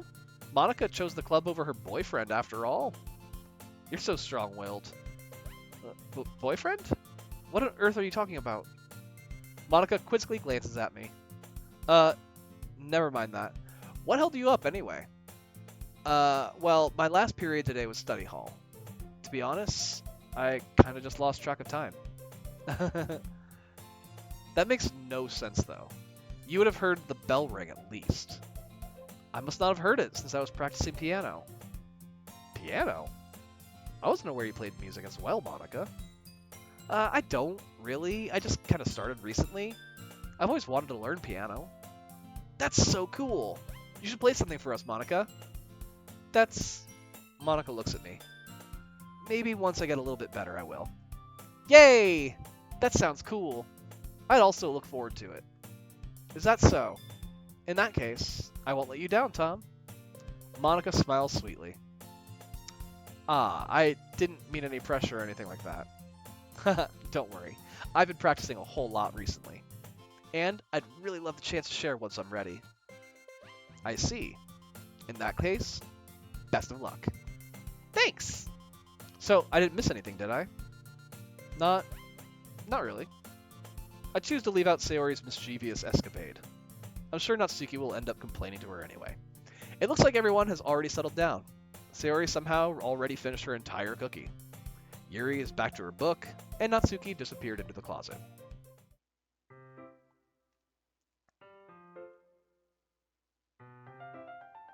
It's not long before Natsuki comes up to me expectantly. Yeah. Don't worry, I kept my promise. I pull the first volume of Parfait Girls out from my bag. Natsuki takes it from my hands, then quickly turns it over, presumably to check for wrinkles. Hey, I'm not that careless. I handle manga all the time, you know. I just wanted to make sure. Can you blame me for being paranoid? I don't give people my manga every day, you know. That's true. I don't blame you. Well, anyway, let me put this one back. I'm gonna get the next one, okay? Natsuki makes her way to the closet. I follow. So you're gonna tell me everything you thought, right? Where did this volume leave off again? I forget. The chapter ended when Minori and Alice found Monica! Natsuki's voice resonates out from inside the closet. Huh? I peer inside. All of Natsuki's books are lined up on the top shelf. Did you move my manga again? Sorry. The teacher got mad at me for taking up so much space in her closet, so I had to move some stuff around and clean up a little bit. It's all still there, I just had to organize it a bit. The top shelf is far above Natsuki's head. She makes a futile hop, trying to figure out how to reach her manga. Geez, this is so inconvenient. I'm moving these all back down. There's plenty of room on these shelves. And besides, they're really pretty to look at when they're all lined up. Why would you waste that on top shelf? Natsuki? There's a stool on the wall there. In the closet, there's a collapsible stool that's hanging on the wall. If you want, I can reach up there and hand them to you. I can get them myself. Natsuki grabs the stool from the wall and unfolds it. You think I'm too short or something? I mean, I knew it. Well, you know what? Just watch me. Natsuki hops onto the stool, which ends up being a little wobbly because of its collapsible design. Careful. I know what I'm doing. Standing on the stool, Natsuki's fingertips reach the top shelf. The stool would be enough for me to easily grab the books, but Natsuki is being stubborn as usual. Natsuki uses her fingers to scoot one of the smaller boxes to the edge of the shelf. See? Kya! The box suddenly tips. Natsuki barely catches it before it falls to the floor. The stool wobbles. What? Losing her balance, Natsuki hops off the stool. Thankfully, she was able to stay on her feet. She holds the box triumphantly. There! Having almost fell, Natsuki is a bit shaken up. Geez, no need to prove yourself to me. There's no way you'll be able to get the bigger boxes like that. I can reach them, so just... I said I can do it. I don't want your help, okay? I'm gonna get a chair. Just hang on. Natsuki forces her way past me out of the closet. Let's see. The classroom chairs have the desks attached, so they're too inconvenient to fit in the closet. Aha! Natsuki trots over to the teacher's desk, which has a computer chair behind it. She rolls it on its wheels back over to the closet. It's a little dangerous since the chair swivels and rolls, but I've already learned my lessons, so I keep my mouth shut. Natsuki climbs onto the chair, then slowly balances onto her feet. Since she refuses my help, I take a seat with my back against the side of the doorway and simply watch. Aha! There we go. See? I can easily do it now. Natsuki grabs a stack of manga and bends down to put on the shelf below. What? The chair swivels. Natsuki couches herself on the shelf. What are you doing? Can you at least hold the chair steady instead of sitting and doing nothing? Who was it who told me not to help? Yeah, I got you. I hold the chair while Natsuki reaches back up. I can almost see up her skirt? I force myself to turn away. Natsuki seriously didn't think this through. Once she realizes, I'll be dead. Natsuki wraps her arms around the Parfait Girls box set, easily the largest one on the shelf. Heavy. Hey, Tom? I don't think I can bend down without falling. Hurry and take this one. Huh? But then I have to let go of the chair. That's fine. Just for a second. Hurry up. All right. Let me just stand up. I slowly release my grip from the chair. What do you mean, stand up? Natsuki looks down at me. Why are you all the way back? Natsuki looks like she just realized something, but she'll lose her balance if she moves. Natsuki, the box? What are you looking at? You're trying to look at my... Natsuki's legs shake. I'm not. I was just... Natsuki, don't try to move. Just give me the box. You perv. You set me up. Go away. Get out. But I'll do it myself. The chair suddenly swivels beneath Natsuki's feet. Natsuki! Gah! The scene turns to chaos in a split second. The chair flies from under Natsuki's feet. Frantically, I try to catch her. The box topples out of her hands, and the books go flying. I got you! Crash. The full force of Natsuki's body against me throws me to the ground. She weighs 4 pounds. A whole bunch of books pelt me in the face. Natsuki tries to shield herself with her own arms as her face lands straight onto my chest. Ugh! My right arm and my back seriously felt the impact. Ugh! Slowly, Natsuki comes to her senses. She presses her arms straight into me to prop herself up. Huh? Natsuki seems to realize that it's not the floor that's beneath her. Ugh! Gross! Gross! A fist pounds into my chest. Natsuki then hoists herself to her feet. What were you thinking? You sicko! Everything okay over there? I heard a loud noise. Monica suddenly peers in. Monica, see what happens when you put the manga on the top shelf? Are you trying to kill your club members or something? Jeez. Sorry. Oh, and one more thing. It seems like your most recent club member is a total pervert. So I hope you're happy. I didn't! Somehow, it's impossible for me to explain the whole bizarre situation to Monica. I didn't do anything, I swear. I know, don't worry. Monica says that quietly to me. Looks like I'm off the hook. Oh no! My... Huh? I look down. Natsuki is kneeling on the floor, holding one of the books that are scattered all over. There's a large diagonal crease along the pages that she's desperately trying to smooth out. Oh, it must have landed on the page. Natsuki tries a bit more to fix the crease, but she can't get it out. Suddenly, she gives up and slams the book shut, then throws it to the floor. Instead of continuing to yell, she just lowers her head. Sob. Natsuki, are you... No! Natsuki's voice squeaks. I see tears on her face. I'll help get the crease out, okay? It's partially my fault, so... Natsuki shakes her head, still looking down. No, I don't even care that much. I'm just having a really bad day today. Natsuki sobs again. I didn't mean to take it out on you. I really didn't mean to. It's fine. Is there anything you want to talk about? Natsuki shakes her head. Just every day is so hard. I just want to come to the club and... Natsuki falls silent again. I can't press her, so I can only do what I know how to do. Alright. Well, I'll help clean this up. And I'll move the rest of your manga for you. I pick up volume 2 of Parfait Girls. We'll set this one aside. This'll help cheer you up a bit, right? We can get started on it once I'm done here? Natsuki looks up with her glossy eyes. Her lip quivers. You're really nice to me. Huh? That sounds really strange coming from Natsuki. I didn't expect it at all. Well, I'm just treating you like a friend, you know? Natsuki lowers her head and stifles another sob. I'm not sure what happened to her today, but being nice is the least I can do. The next couple minutes are silent between us as I begin gathering the scattered books. I make sure to slip them into the box in their correct order.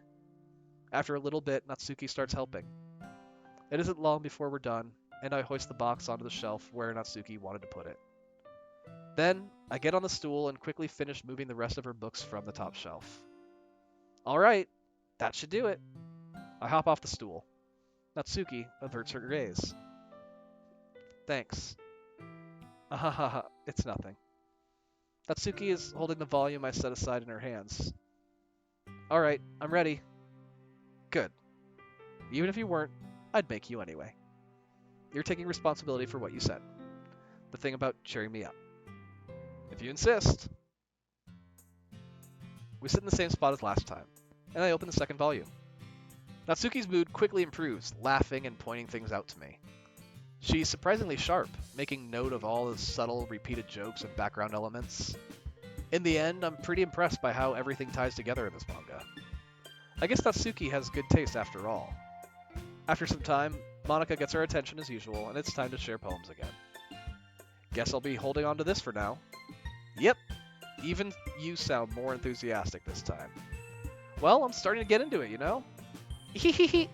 Told you. Yeah. I return to my seat and slip the book into my bag. I'm just going to get another water, guys. I'll be right back.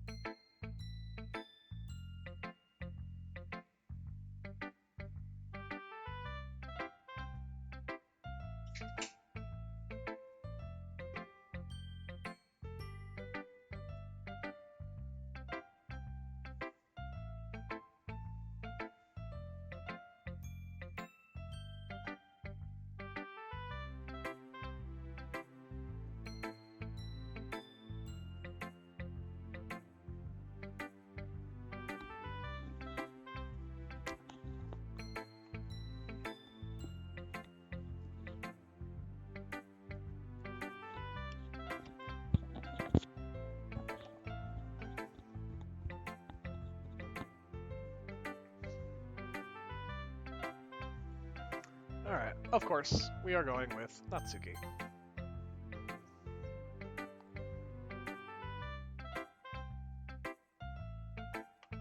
Natsuki reads my poem. She keeps glancing at me, then back at the poem. By now, she must have read it more than once. Is that bad? No, it's not. It's good. It's really good, okay? There, I said it. This wasn't supposed to happen at all. Why can't you just be bad at this? My poems are supposed to impress you, not the other way around. You're trying to impress me? Obviously, you think I'd let you enjoy Yuri's writing more than mine? Give me a break. Well, in that case, what's the problem with me trying to impress you? I'll tell you, you... Natsuki's face freezes, like she just realized something. You're trying to impress me? Natsuki vigorously scans her eyes over my poem one more time. Then the poem slips out of her hands and flutters to the floor. I have to use the bathroom. Red-faced, Natsuki quickly walks out of the room. Hey Tom, did you do something to Natsuki? I just saw her rush out like that. You didn't do anything terrible, did you? No! I just told her that... My voice gets caught in my throat. There's no way I could tell Monika that I'm trying to impress Natsuki. Monika sees the poem lying on the floor and swiftly picks it up. She reads through it, her smile not fading from her face. I see. You wrote this for Natsuki, didn't you? I mean, not really. In fact, didn't she like your poem a lot the other day, too? I'm surprised you know her taste so well already. Are you sure you're not cheating, Tom? Cheating? What do you mean by that? Never mind, I'm just kidding. I didn't understand Monika's joke at all. Anyway, how do you think Natsuki feels about you? Oh, you don't need to answer that. It was just something for you to think about. Hey! Natsuki comes up and snatches the poem out of Monika's hand. Neither of us had noticed her re-enter the classroom. Did you read this, Monika? Of course, I liked it. Ugh. You should really stop reading things that aren't for you, you know. You have a bad habit of doing that. Oh? But Tom wrote this poem. And we're supposed to share with everyone, right? Natsuki freezes. She apparently forgot that my poem is technically for everyone to read. Okay, well, I think Tom is done sharing this poem with everyone. It's not like anyone could want to read this anyway. In fact, I'm just going to hold on to this. If you insist. What? Why are you looking at me like that? Like what? Ugh! Never mind. Natsuki? I'll give you the poem, but that's still not very fair to Sayori. She hasn't gotten to read it yet. So what? Well, I guess Tom is right, Natsuki. It's not fair if you don't let everyone finish reading it. Fine. Natsuki returns my poem. It's not like she's gonna like it, though. Anyway, read my poem now. And no, I won't let you keep it. This is my only copy.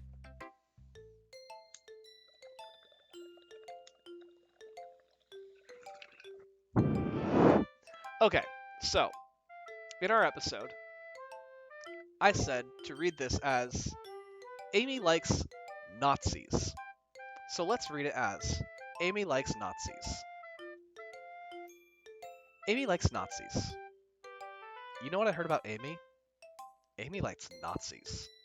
Icky, wriggly, hairy, ugly Nazis. That's why I'm not friends with her.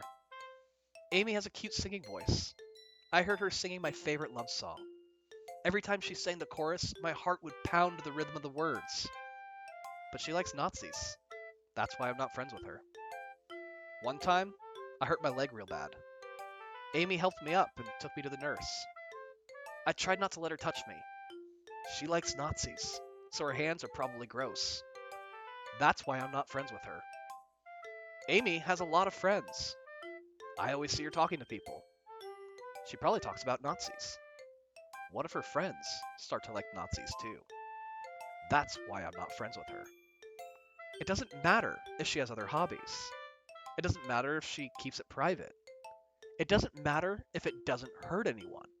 It's gross. She's gross. The world is better off without Nazi lovers. And I'm gonna tell everyone. I think it works a lot better with Nazis.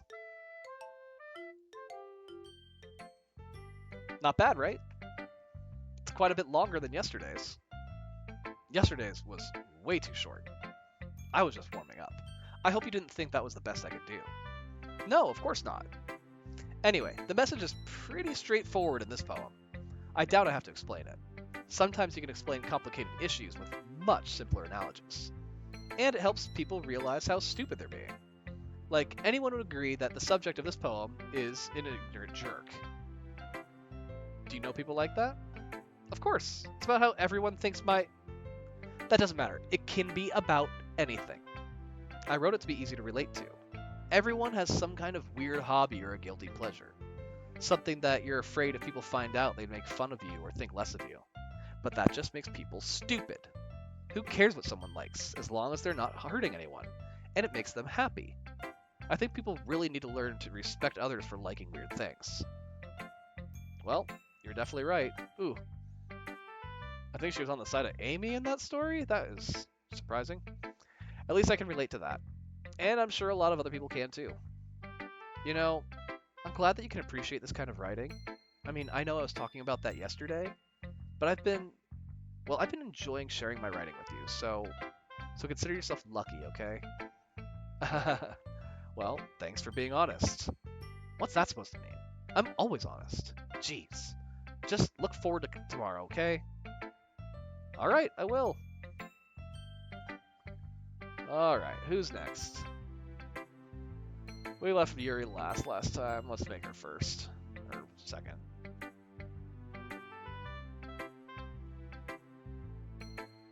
Are you still mad at me? Huh? For disrespecting Natsuki yesterday. Because reading this poem, now I know why you got so mad at me. Because you prefer her writing over mine. That's not really true. Meaning, when I disrespected her, I disrespected you too, didn't I? Oh no.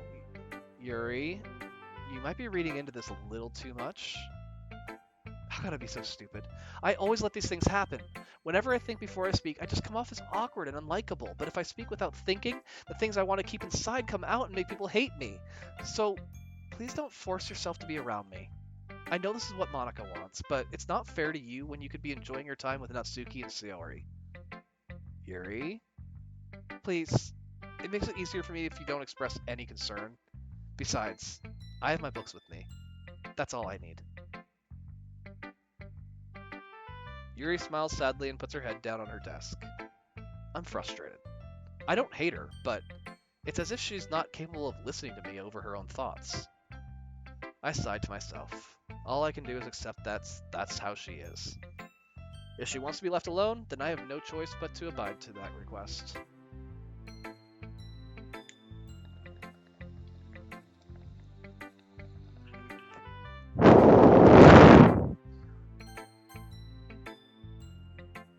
Hi, Sayori. Ooh, I like this one, Tom. It has some nice feelings in it. Ah, I'm glad. Does that mean it's better than yesterday's? Let me think. I don't know. I guess I like them both. That's not very helpful, you know. Well, I'm not very good at figuring out if poems are good or bad. But that's why I just go by my heart. If it makes me feel things, then it must be a good poem. I'm not sure that's exactly how it works. Then again, I guess conveying feelings is a pretty important part of this whole thing. Yeah, maybe. Honestly, I don't even know what kind of writing you like in the first place. Yeah, me neither. Why don't you at least try giving it some thought? You want to write something for me? That's so sweet. Yeah, right. But you're always thinking about other people. You need to think about yourself once in a while. If you don't, you might end up getting hurt at some point. Huh? Well, I don't really know what you mean, but I'll try to keep it in mind. Well, whatever. Anyway, let's see. I guess I like happy poems. Wait, sometimes I like sad poems too. Sometimes a little bit of both? There's a word for that, right? What's the word I'm looking for? Melancholy. Oh, bittersweet. Yeah, that too. Yeah, I like things that are happy and things that are sad. Happy and sad. I can't see you liking something sad, Sayori. Well, I like happy the most. But sometimes when you have a little rain cloud in your head, a sad poem can help give the rain cloud a little hug. And make a nice happy rainbow. Sayori, that's unexpectedly poetic. Huh? It is? Maybe I'm getting better at expressing my feelings after all. Thanks, Tom. I should go write that down then. You can read my poem now, okay? Bottles. I pop off my scalp like the lid of a cookie jar. It's a secret place where I keep all my dreams. Little balls of sunshine all rubbing together like a bundle of kittens. I reach inside with my thumb and forefinger and pluck one out. It's warm and tingly, but there's no time to waste. I put it in a bottle to keep it safe, and I put the bottle on the shelf with all the other bottles. Happy thoughts, happy thoughts, happy thoughts in bottles, all in a row. My collection makes me lots of friends. Each bottle a starlight to make amends. Sometimes my friends feel a certain way. Down comes a bottle to save the day. Night after night, more dreams. Friend after friend, more bottles. Deeper and deeper my fingers go. Like exploring a dark cave, discovering the secrets hiding in the nooks and crannies. Digging and digging, scraping and scraping. I blow dust off my bottle caps. It doesn't feel like time elapsed. My empty shelf could use some more. My friend looked through my locked front door. Finally, all done. I open up and in come my friends. In they come in such a hurry. Do they want my bottles that much? I frantically pull them from the shelf, one after the other, holding them out to each other and every friend, and at each and every bottle. But every time I let one go, it shatters against the tile between my feet. Happy thoughts, happy thoughts, happy thoughts in shards all over the floor. They were supposed to be for my friends who aren't smiling. They're all shouting, pleading, something. But all I hear is echo, echo, echo, echo, echo, inside my head. Holy crap. Sorry, did you really write this? Of course I did. Didn't I tell you yesterday I was going to write the best poem ever? Yeah, but I didn't expect something like this coming from you. Monica taught me a whole lot, and I've been really in touch with my feelings recently. I see that. It's almost kind of creepy. Creepy? Well, not exactly. Maybe because I'm so used to you being cheerful. Well, never mind. I'm thinking too hard about it. The point is, it came out good, so you should be proud of it. Oh, thanks. I feel like I was meant to express myself this way. It even helps me understand my own feelings a little bit better. Writing is like magic. You've gotten pretty passionate about this, huh? I hope you keep it up. Yeah! Writing's the best. I'm gonna keep writing until I die. Don't get ahead of yourself. Sayori's always had a habit of getting obsessed with something before dropping it no more than a week later. I wonder if this is one of those times. But seeing the passion in her eyes makes it hard for me to be pessimistic. I feel like Monica already saw the poem. Hi again, Tom. That was kind of silly with Natsuki earlier, wasn't it? I'm glad the two of you have been getting along so well. That's one way of putting it. Anyway, I already read your poem, but you can go ahead and read mine now. I like the way this one turned out, so I hope you do too. Save me. The colors, they won't stop. Bright, beautiful colors, flashing, expanding, piercing. Red, green, blue, an endless cacophony of meaningless noise. The noise, it won't stop. Violent, grating waveforms, squeaking, screeching, piercing. Sine, cosine, tangent. Like playing a chalkboard on a turntable. Like playing a vinyl on a pizza crust. An endless poem of meaningless. Load me. It's even more abstract than your last one, huh? I guess it's just the way I write. I'm sorry if you don't like it. No, I never said that. It's just the kind of thing I've never really seen before, I guess. I kind of like playing with my space on the paper. Choosing where and how you space your words can totally change the mood of the poem. It's almost like magic. The way I wrote the lines really short makes it feel like they're trying to speak over the noise. I see. It's still hard for me to tell what it's about, though. Sometimes asking what a poem is about isn't the right question. A poem can be as abstract as a physical expression of a feeling, or a conversation with the reader. So, putting it that way, not every poem is about something. Anyway, here's Monica's writing tip of the day. Sometimes you'll find yourself facing a difficult decision. When that happens, don't forget to save your game. I feel like that's telling me to save my game.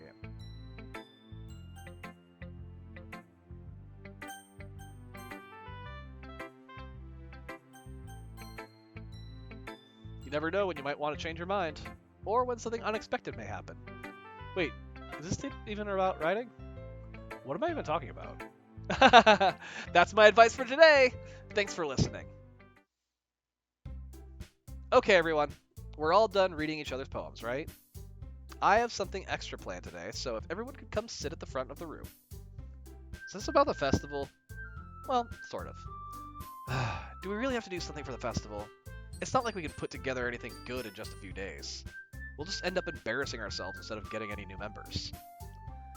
That's a concern of mine as well. I don't really do well with last-minute preparations. Don't worry so much. We're going to keep it simple, okay? We won't need much more than a few decorations. Sayori has been working on posters, and I've designed some pamphlets we can give out during the event. Okay, that's great and all, but that doesn't tell us what we're actually going to be doing for the event.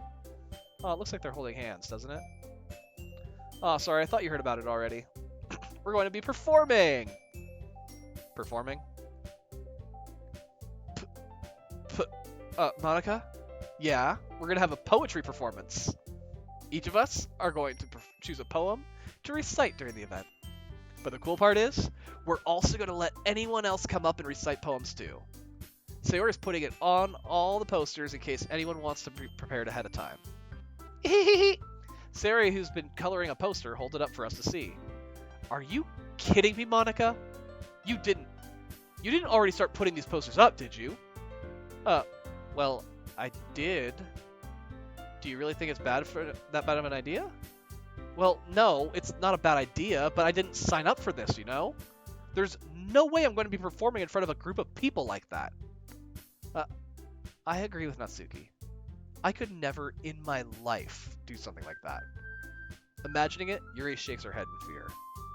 Guys, no, Sayori, I understand where they're coming from. Remember that Natsuki and Yuri have never shared their poems with anyone until just a couple days ago. It's a lot to ask for them to recite their poems out loud to a whole room full of people. I guess I kind of overlooked that. So, I'm sorry. But I still think we should give it our best. We're the only ones responsible for the fate of this club. If we start the event and each put on a good performance, then it will inspire others to do the same. And the more people who perform, the better we'll be able to show everyone what literature is all about. Yeah! It's about expressing your feelings, being intimate with yourself, finding new horizons, and having fun. That's right. And it's those reasons that we're all in this club today. Don't you want to share that with others? To inspire them to find the same feelings that brought you here in the first place? I know you do. I know we all do. And if all it takes is standing in front of the room for 2 minutes and reciting a poem, then I know you can do it.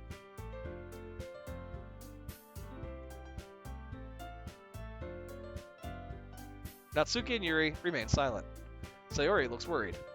I guess that leaves me no choice. I agree. I don't think it's too much to ask. I think that Sayori and Monica have been trying really hard to get new members. The least we can do is help them out a little bit. Well, maybe, but it looks like Natsuki doesn't have any arguments left. Okay, fine. I guess I'll just have to get it over with.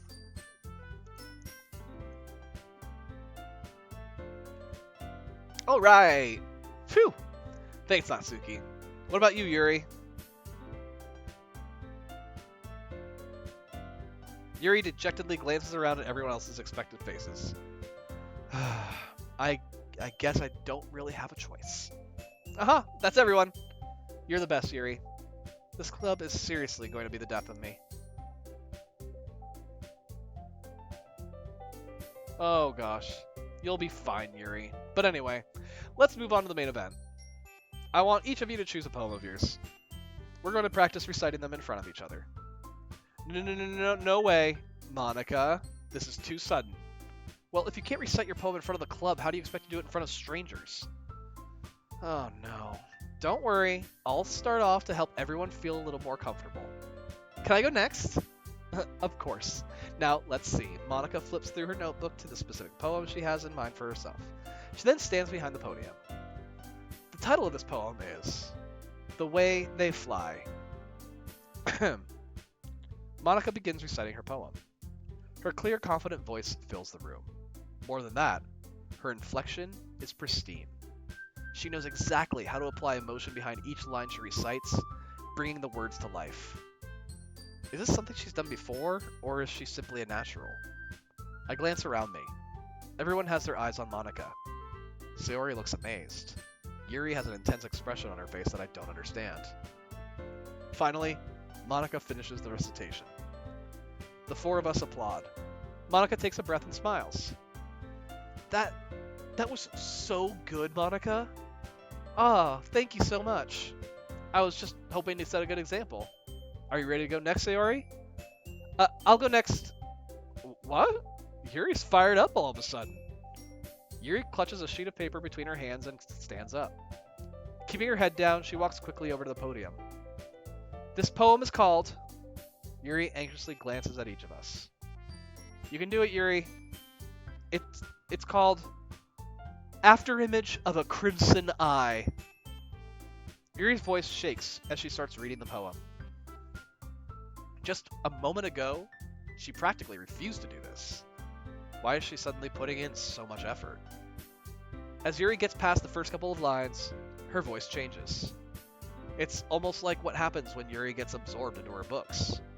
Her quivering words transform into the sharp syllables of a fierce and confident woman. The poem is full of twists and turns in its structure that she enunciates with perfect timing. This must be a rare glimpse into the whirling fire Yuri keeps concealed inside her head. Suddenly, she's finished. Everyone is stunned. Yuri snaps back into reality and glances around her, as if she bewildered even herself. It's up to me to save the situation. I'm the first to start applauding.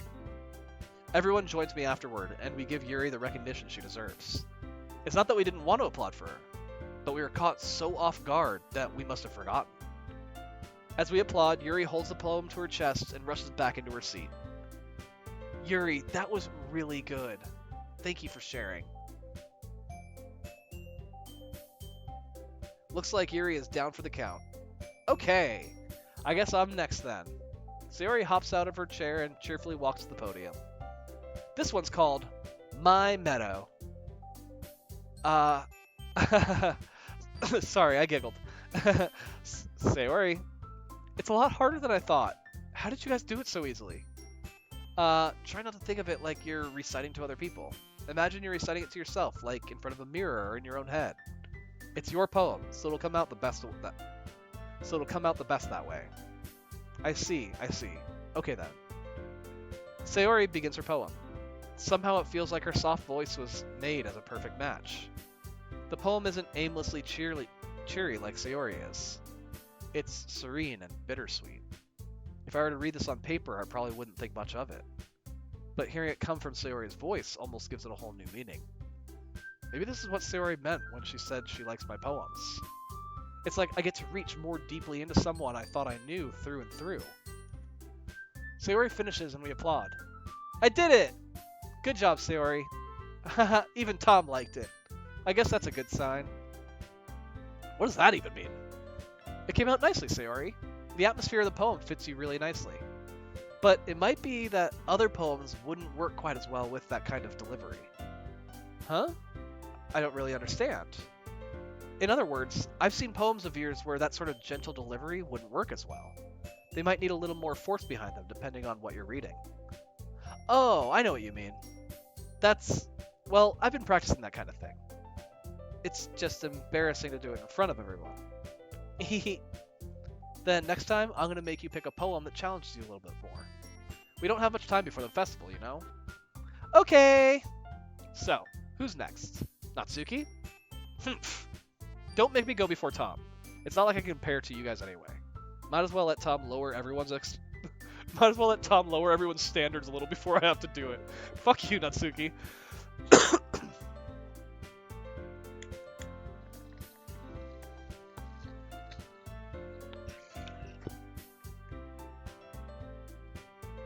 Natsuki, it's fine. I might as well get it over with.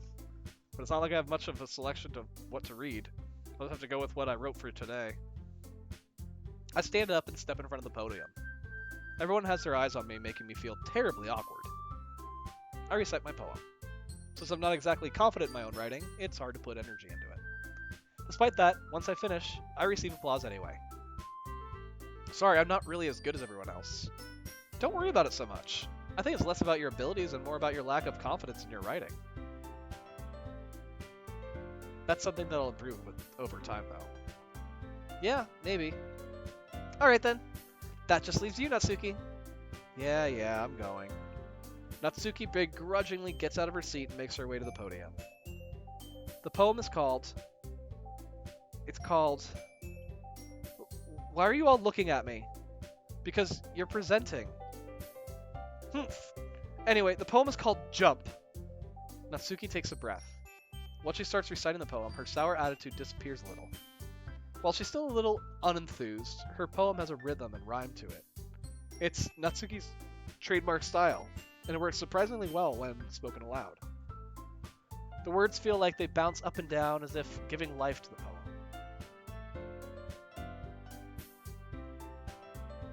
Natsuki finishes, and everyone applauds. She huffs back to her seat. That wasn't so bad, was it? Easy for you to say. You better not make me do that again. Well, do you at least feel prepared enough to recite a poem in front of other people? I mean, doing it in front of other people will be way easier. I can put on whatever face I want for other people. But when it's just my friends, it's just embarrassing. That's a surprise, Natsuki. I think it should be the other way around for me. Well, that's just how it is, so... Well, I guess in that case, you won't have much to worry about for the festival. That said, I want to thank everyone for coming through. It might be hard, but I hope that you all have an idea of what it's like now. Make sure you pick a poem and get enough practice before the festival, okay? I'll be making pamphlets, so let me know ahead of time what you'll be reciting. Jeez, I should probably find some other poem to recite instead. That's fine too. It doesn't have to be your own. I'm already pleasantly surprised that you're putting in all this effort for the club. It makes me really happy. Stop that lean. It's terrible. Ah, yeah, no problem. Okay, everyone. I think that's about it for today. I know the festival's coming up, but let's try to write poems for tomorrow as well. It's been working out really nicely so far, so I'd like to continue that. As for the festival, we'll finish up planning tomorrow, and then we'll have the weekend to prepare. Monday's the big day. I can't wait! I can do this! I can do this! Alright. I stand up. There's no way I'll be able to find the same enthusiasm as Sayori and Monica, but I'll do my best to get through it. If it's for the sake of the club. And impressing Monica. Then I'll have to do my best. Ready to go, Sayori? Yep. Look at you two, always going home together like that. It's kind of adorable, isn't it? Jeez, guys, don't make such a big deal out of it. It must be a little nice, though. Well, how am I supposed to respond to that? It's okay, Tom, you don't have to say it. Whatever, let's go already. Ah, poor Sayori. I walk home with Sayori once more. Even though it's been a few days, a lot of things have already changed. But today, Sayori is being a little quieter than usual on the way home. Hey, Sayori. Sorry, I was spacing out. Oh, no wonder.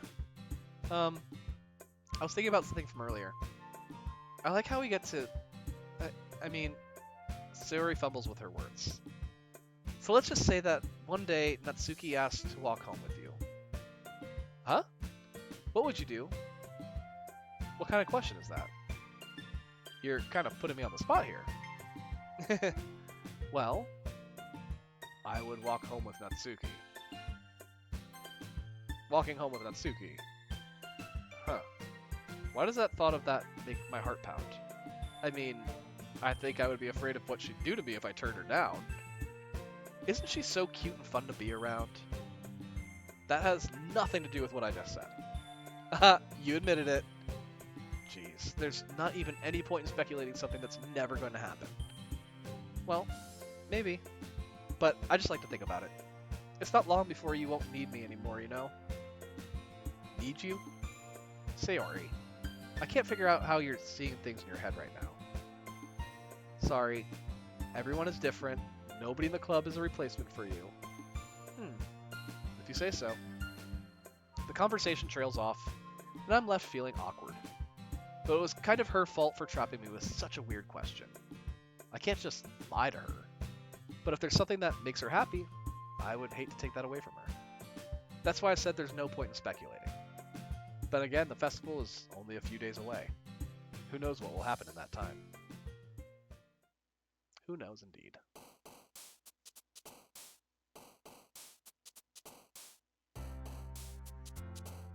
Flower. Precious. Oh. Boop. Jumpy. Kawaii. Lollipop.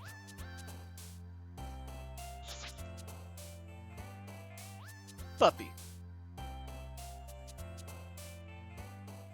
Silly.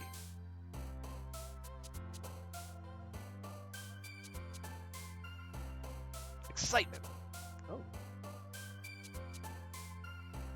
Fluffy. Anime.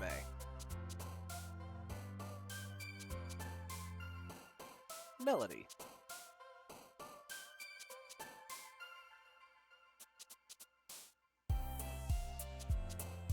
Sparkle. Joy. Oh. Play. Kiss. Giggle.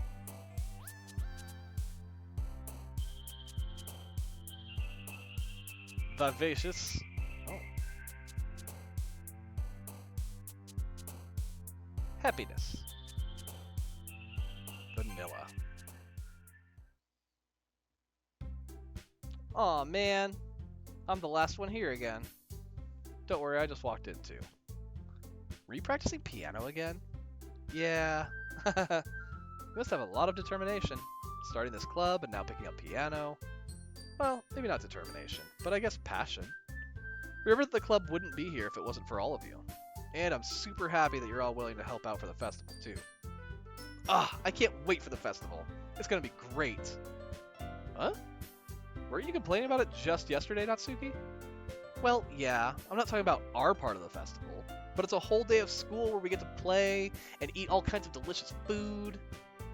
You sound a bit like Sayori all of a sudden. Monica, do they usually have fried squid? Squid? That's a pretty specific thing to look forward to.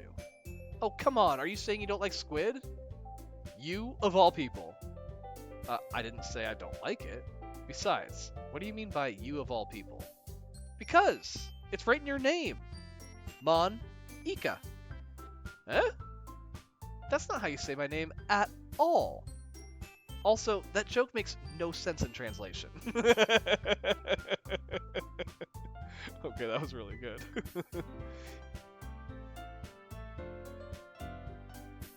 Never mind. Let's just focus on our own event for now, okay? Fine. Your reactions are as fun as Yuri's or Sayori's anyway. Excuse me? Where's Sayori anyway? Oh, there you are. Sayori is sitting at a desk in the corner of the room, looking down at nothing. I walk over to her. Hey, Sayori. I wave my hand in front of her face. Huh? You're spacing out again. Sorry. Don't mind me. You can go talk to everyone else. Huh? Is everything alright? Of course! Why wouldn't it be? It just feels like you're a little off. Sorry for assuming things. Jeez, you worry too much about me. I'm fine, see? Sayori shows me a big smile. Don't let me distract you from having fun with everyone. Well, alright, if you say so. I worriedly glance at Sayori before turning my back toward everyone else. But the conversation has already dispersed, with everyone back at their usual activities.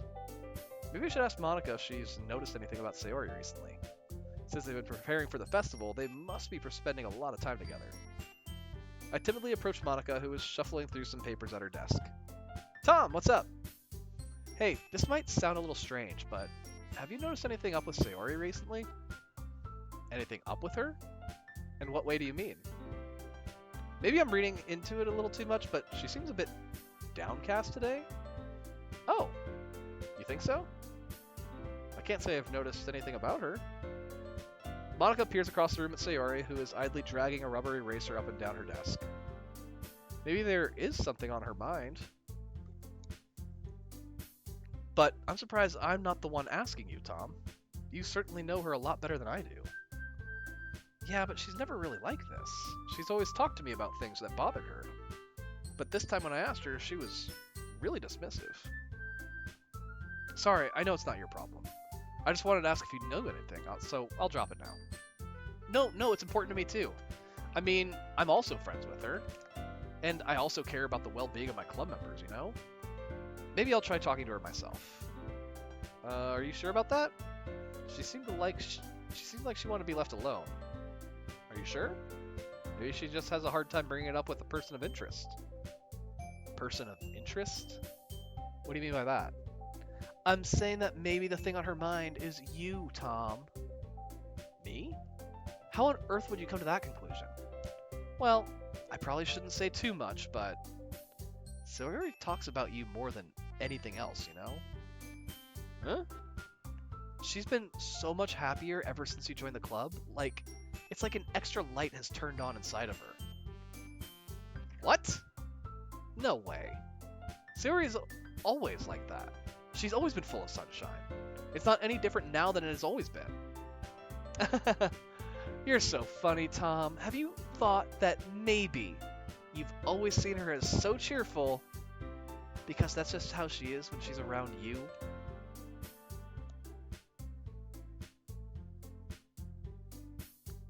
I said too much. I'm sorry. What do I know anyway? I didn't mean to jump to conclusions, so you should just forget about what I said. I'll try to talk to her, so try not to think about it for now. Alright. Monica smiles meaningfully. I know she said to forget about it, but I already know what I won't be able to get her words out of my head. Monica stands up from her desk and walks across the room to where Sayori is sitting. I watch her kneel down next to Sayori and gently talk to her. But she's keeping her voice so quiet that I can't hear her from here. I sigh and sit myself down. I know Sayori told me not to worry about her and to have fun with everyone else, but that's impossible to do when she's behaving like this. Exactly how much do I care about her that I'm letting this weigh me down so much? Now it feels like I'm the one behaving out of the ordinary. But there's nothing I can do besides wait for Monica. Hey, you. I look up to see Natsuki next to me. Are you just gonna sit there and keep staring at nothing? There isn't that much time, so... sorry, I didn't mean to make you worry or anything. It's not like I'm worried. I was just... Natsuki glances down at her side. She's holding a volume of manga in her hand. That's right. Something just came up for a minute. But we can get started now. I won't make you wait any longer. Geez, now you're making me feel like a jerk. If something's bothering you, then you can just tell me to leave you alone, and I will. I mean, assuming you didn't feel like talking about it or anything. She practically mumbles that last part. No, I'm probably making it seem like a bigger deal than it is. I've just been thinking about Sayori, that's all. Sayori? Thinking about her? Yeah, she seems pretty down today, but she didn't want to admit it to me. So I can't help her but wonder if something's happened to her. Oh. Natsuki exhales.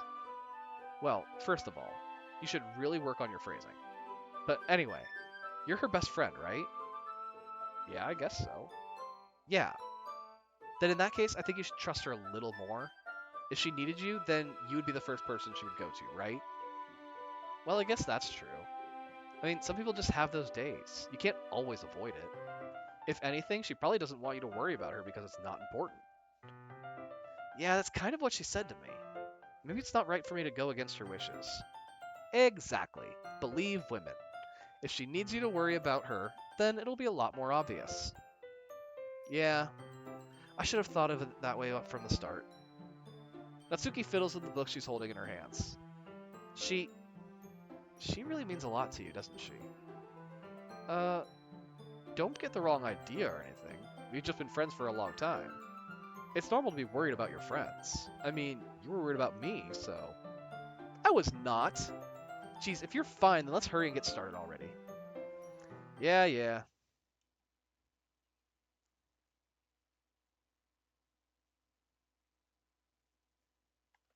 Okay, everyone.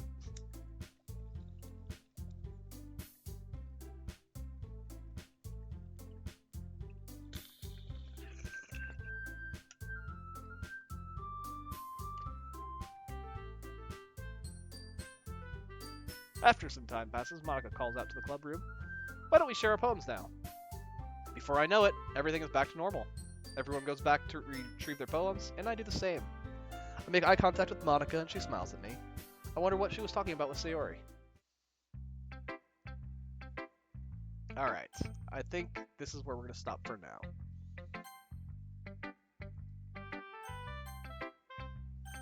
Thank you, everybody, for this stream.